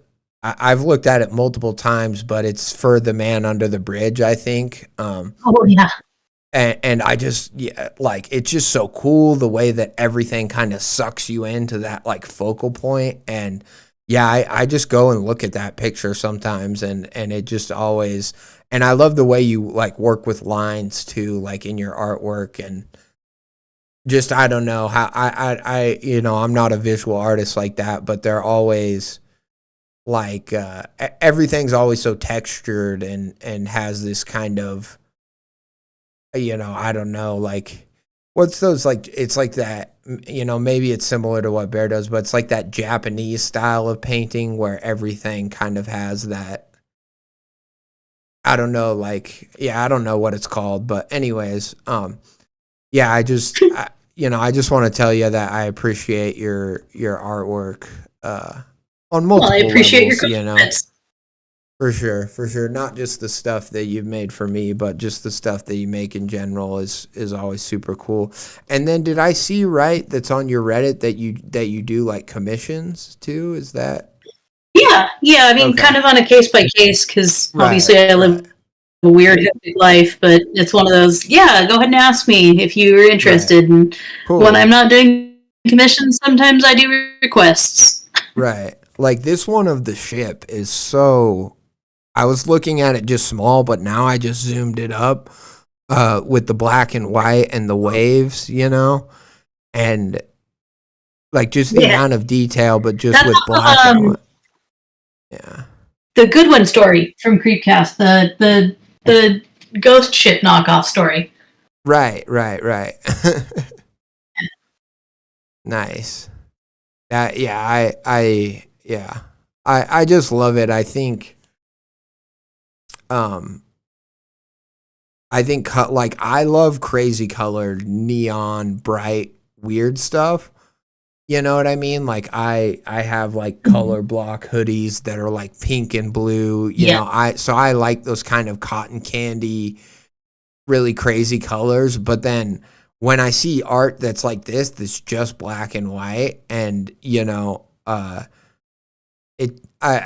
almost makes me go like, yeah, why do I need these crazy colors when you can have art that looks as cool as this does with just black and white? Like, am I overdoing it, just in my own personal like clothing choice style? I don't know, but yeah. anyways, I really just like the intention of black and white. yeah. Oh, it makes me think about what I'm doing. Everything has to be intentional, and I think that's kind of fun. Yeah, for sure. Absolutely. Yeah, it is, Harold. That's what Boots just said. It's the ghost ship. My crew is stranded on a ghost ship story. Um, yeah, and then I don't know. Like I know we've kind of talked about it like recently, but you haven't been writing as much stuff recently. Doesn't mean you won't in the future, but you kind of been doing other things, right? Yeah. So has your list of stories changed much from like when I last read anything of yours, or is it pretty much just the same? Still working on the last part or second parts of It's All in Your Head, which is the Right. homeless story. Right. Yeah. I'm working on another one, which it's called Fear of the Dark. It's aggressively evolving, and I don't want to talk too much about it because it's aggressively evolving. Fair enough. I know what it's about, but the execution of it is different. And then just some various art projects. Yeah. Drawing and stuff. I know Bear, I'm drawing something up for Bear, and I got a couple other things that I haven't worked on but thought of. Right. Thought up, and they're still they're in the bank. Yeah, right. Future awesome. But yeah, just, again, this was another one that the dude at the campfire with the giant hide behind, creepy monster standing That behind. is a strange account. Oh. It's another Creepcast guy. So he actually just published his book too. So he commissioned me to draw that for his story, and that's in his book. Oh, that's awesome. It's kind of cool. I love that, like, somebody's gonna get to pick up that book and then just see this. Either I don't know if it's the cover or just on the inside, but either way, it's just gonna elevate, whatever story. And that's what good art does, I mean, I think good art can stand by itself, but I think it's also just meant to, elevate someone's story or whatever else. And I love to see it. I can't get enough of sorry, you cut out. What was that? I agree. Yeah. And I have petty comments that are in relation to the various culture of Creepcast right now, but that's not worthy of mentioning on your channel. Oh, well, I like being petty sometimes too. If you want to get into just some What? Say again? I said release the floodgates if you want. I just think it's unfortunate. Like, because art's banned on the subreddit now, yeah. Right, yeah. I saw, I mean, it's banned on Tales from the Creep, and then they're like, well, you could still post it as like a comment or whatever on the story, but we're down to the comments now. Yeah, but I'm just like, well, then not as many people see it. I mean, that goes against what I want. That pisses me off. And I understand that, like, if you're somebody who isn't an artist, right? I'm not a art. I mean, I've drawn a few things in my life, but I'm not an artist like that. And I just say, like, it should be one of those things where, and it shouldn't be this way, but it's like, if you can't beat them, join them. But by that, I don't mean like try to one up the stories that have cool art. By that, I mean, like, if your story, you feel like it should be doing better, but it's not getting as much attention as the art with one, then find somebody to make some art for your story. And if you can't beat them, collaborate with them. You know what I mean? And that's what I was hoping that the subreddit could be more of. And I understand that not everyone is going to be able to get an artist to make art for their stories. And, the stories with artwork might tend to do better. But I don't know. I just don't like shutting any form of art out on a subreddit that, yes, is supposed to be all about the stories, but plenty of stories. Russian Sleep Experiment got popular because of the image that went with it, whether or not somebody made that or just stole that from some other thing. It's just silly, Of all the genres, like, writing and all that has always had kind of a bit of art to it, but some of the genres have more than others. Horror has always been so dependent on imagery. Yeah. That it's like, of all the ones that you could say, no. Right. You're going to ban horror? Yeah. Like, what? Yeah. Like, I mean, like it's just so silly. It's silly. And yeah. Yeah. Go ahead. And like, Bear and I are both Bear and I have a decent presence as the artists of that community. Not to sound arrogant, I realize it sounds arrogant. There's plenty of other amazing artists, but we are the two that tend to post the most. Right. And both of us draw art on request for people. Like most of my art, I think only 3 of them were commissions. Mm-hmm. Out of the how many that I've drawn, 10, 12? Right. Yeah, just like, hey, I'll get to it when I can, which is usually like a month or 2, but I try my hardest to get there. But it's just, it's like, it's not arrogant, and it's always like I'm fully, to the best of my ability and availability, I'm absolutely open to people taking advantage of my skill set to better themselves. Right. That's what we're here for. We're all in this together. Yeah. But now we can't. Yeah. And I don't know if it was because people were complaining or somebody just, one of the mods noticed it and just was like, well, these stories all do good, but no one ever reads it. But I'm like, a rising tide should lift all boats. None of, as far as I can tell, like none of really the stories on the new Reddit or whatever, like none of them have gone viral or anything outside of the community. Like I would say the Drumming in the Clouds story probably, and that was before Tales from the Creeps, but that, because that story got read on Creepcast, you know, that's as close as any of it gets to going viral. And so it's like any upvote that goes on one story is not an upvote that gets taken from another story. It's not like they would have upvoted the story without art, but because the one that had art they saw first, they then upvote it. Like I realize that the story that art drives engagement and people are going to click on it if the art's cool. I realize that, like, and that is a leg up that those stories have. But now you're just handicapping art, and you're just making the subreddit less popular for everyone. The whole idea of Tales from the Creep should be to get it to a point where it doesn't even need Creepcast to survive. Sure, Creepcast is great, and it's great if you get your story on there, but it should be a fully functioning creative community independent of whether or not Creepcast exists. And with that decision, I just feel like it's just a step in the wrong direction. And hopefully, I know they've said, well, we've taken your into consideration and you could still post art underneath your story or whatever they said, but I hope they still at some point change it back, because I do. I don't know. And here's the other thing.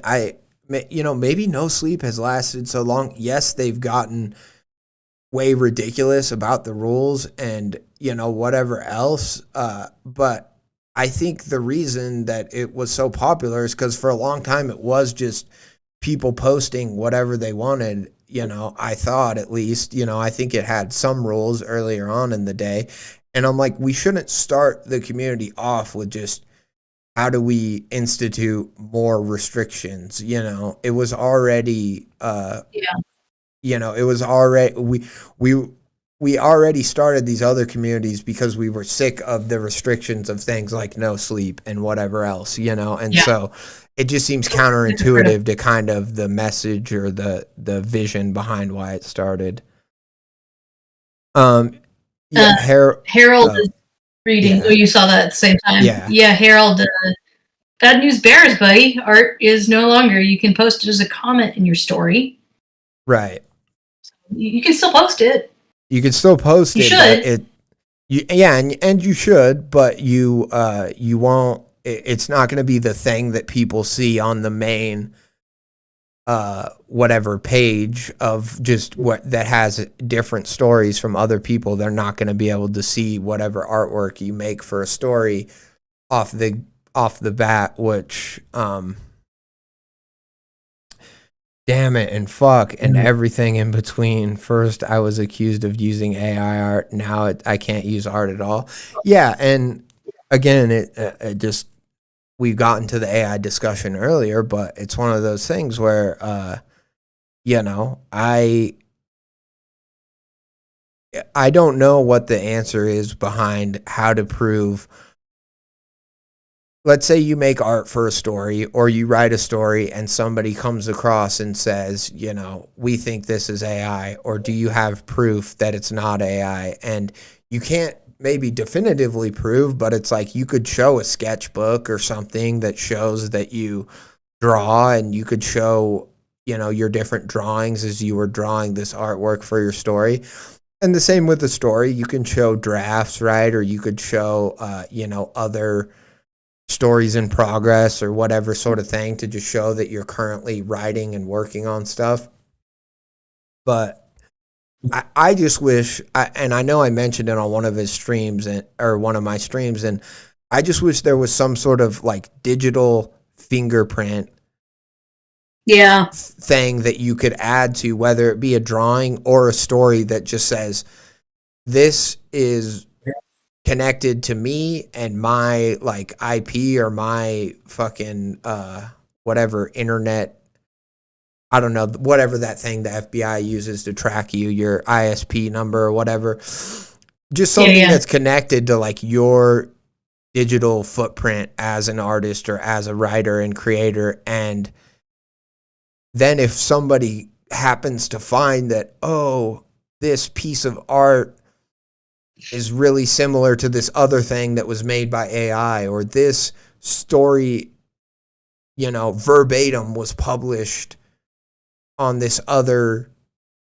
thing that it got published 9 months or 2 years before on this other website, I don't know, then of course people would at least be able to track it to you and say like, okay, well then this person just fake stuff, or this person's forging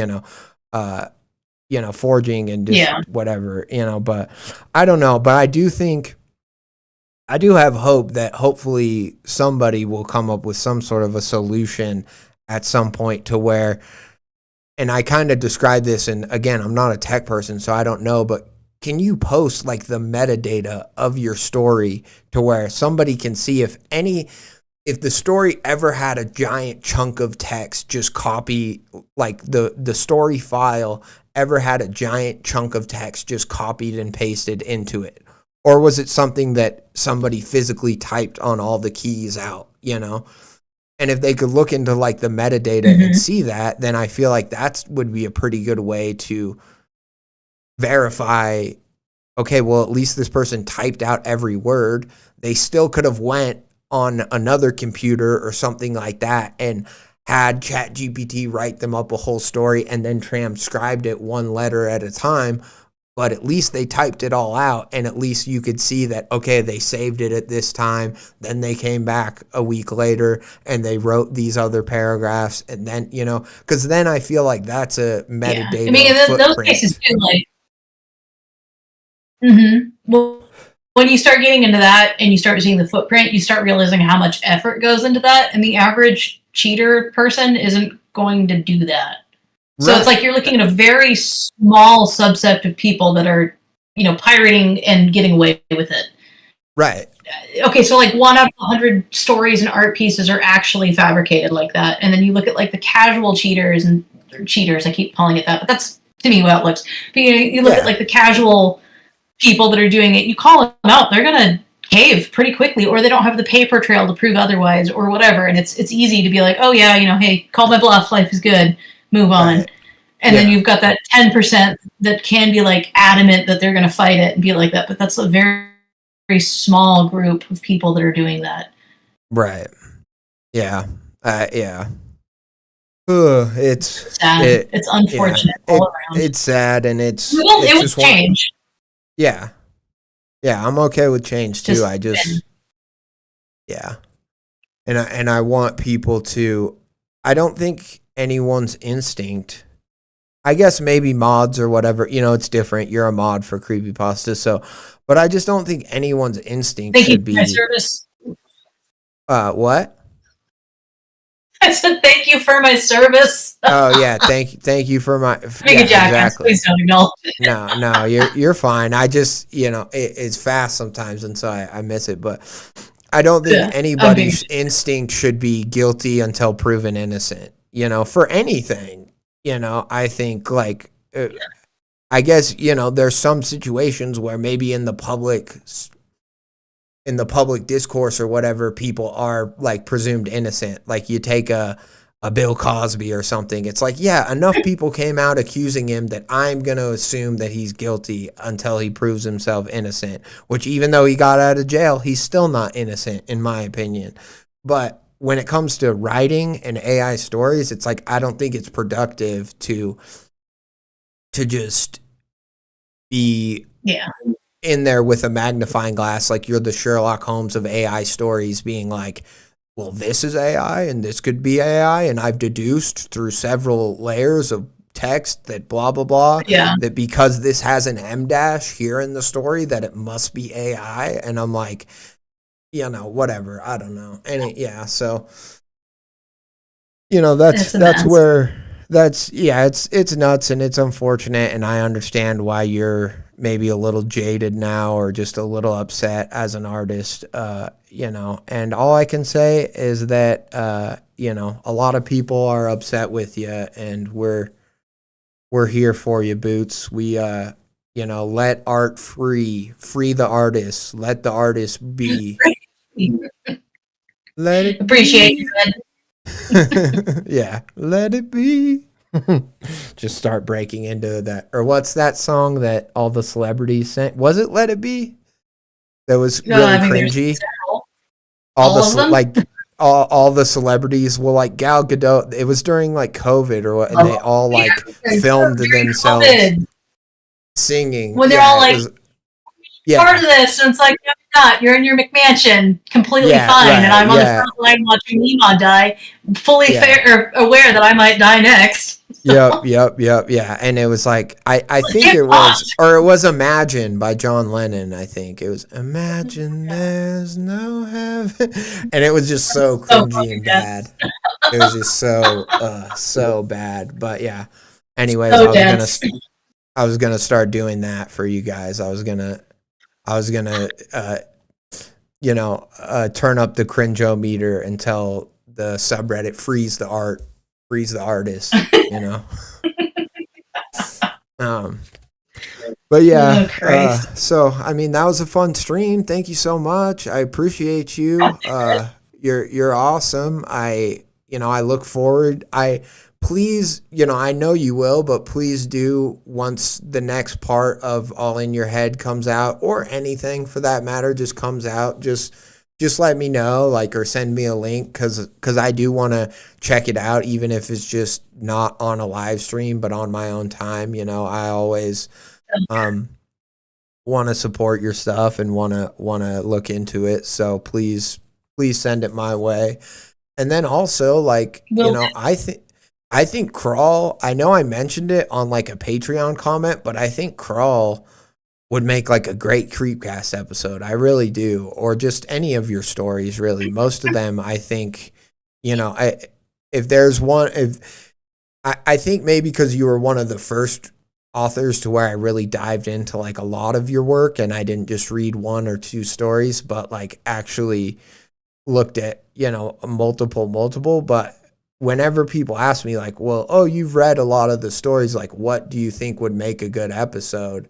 I point to a lot of your stuff because I think something about the way, your background as an EMT and firefighter and stuff, it has this kind of Stairs in the Wood-esque aspect to it where it's very just blunt and methodical and quick at times, and can just tell you the action in a really simple conversational way where it comes across to everyone. Everybody is in the story in the moment with people as they're reading it, but then you also have some lines where they get really beautiful and poetic. And I remember when describing that forest fire, just feeling like I was in it with the character. And yeah, I just love your stuff. I can't say it enough. You certainly deserve more. You deserve to be able to write if you want to write, as a career, or as as part of your career, if you wanted to do art and write. We appreciate you. We love that you're out there, on the front lines, taking care of people. I think that that's awesome in a completely different way, but I also would love if you could just retire from that and write full time. So. I appreciate that. Yeah. Thank you. Of course. Well, thank you so much for coming. I don't know if there's anything else you want to say, but floor is yours if there is. Nah, stay safe and have a beautiful night. Yeah, stay safe too. I'm sorry that your chicken is passing away. Hopefully the chicken of depression does not visit you. And she is the chicken of depression.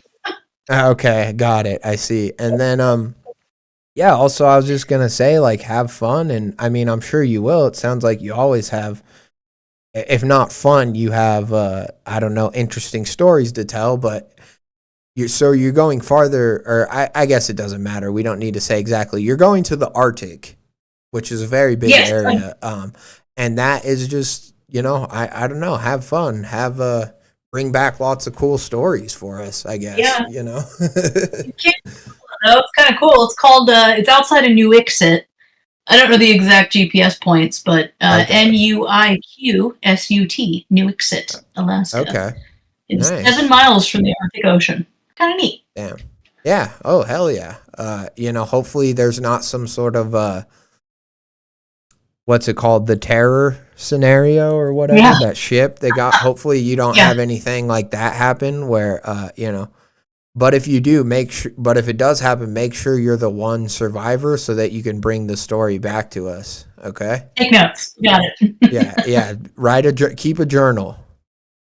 All right. All right, homie. You have a good night. Yeah, you too. Thank you so much. Bye-bye. Oh, yeah. Bye. Peace.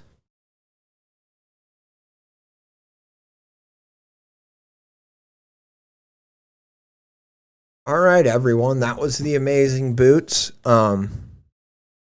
Awesome. Great stories that they picked out. Just a great person. I mean, really, I've said a lot of what I want to say about them as a writer and just an artist. See you, Harold. But yeah, I just wanted to say, one more time, thank you. It means a lot to me that you stopped by. And then lastly, thank you to everyone in chat. Harold, thank you for stopping by. I know you came in at the end. Hopefully you can watch the beginning. Rudolph Ambrose and VTuber, thank you. I don't know if you're still here, but thank you for stopping by. I did start to watch one of your videos about what was it called? Interloper. And I was interested. I don't know much about video games or like Half-Life. I mean, I know Half-Life's a really popular game, but I was watching that video and I was interested in a video game ARG sounds like cool as hell. And I liked kind of your coverage of it, and you seemed really knowledgeable and stuff about it. So I was definitely interested. So I'm gonna have to watch more of your stuff. But thank you for stopping by in the chat. And then Affectionate, I know you were here for a bit. Bear, what's up, homie? Great to see you. And then I think that's everybody who hopped in the chat. I'm pretty sure. Sorry I didn't get to all your comments. It's a little different when I have a guest here. They're the priority.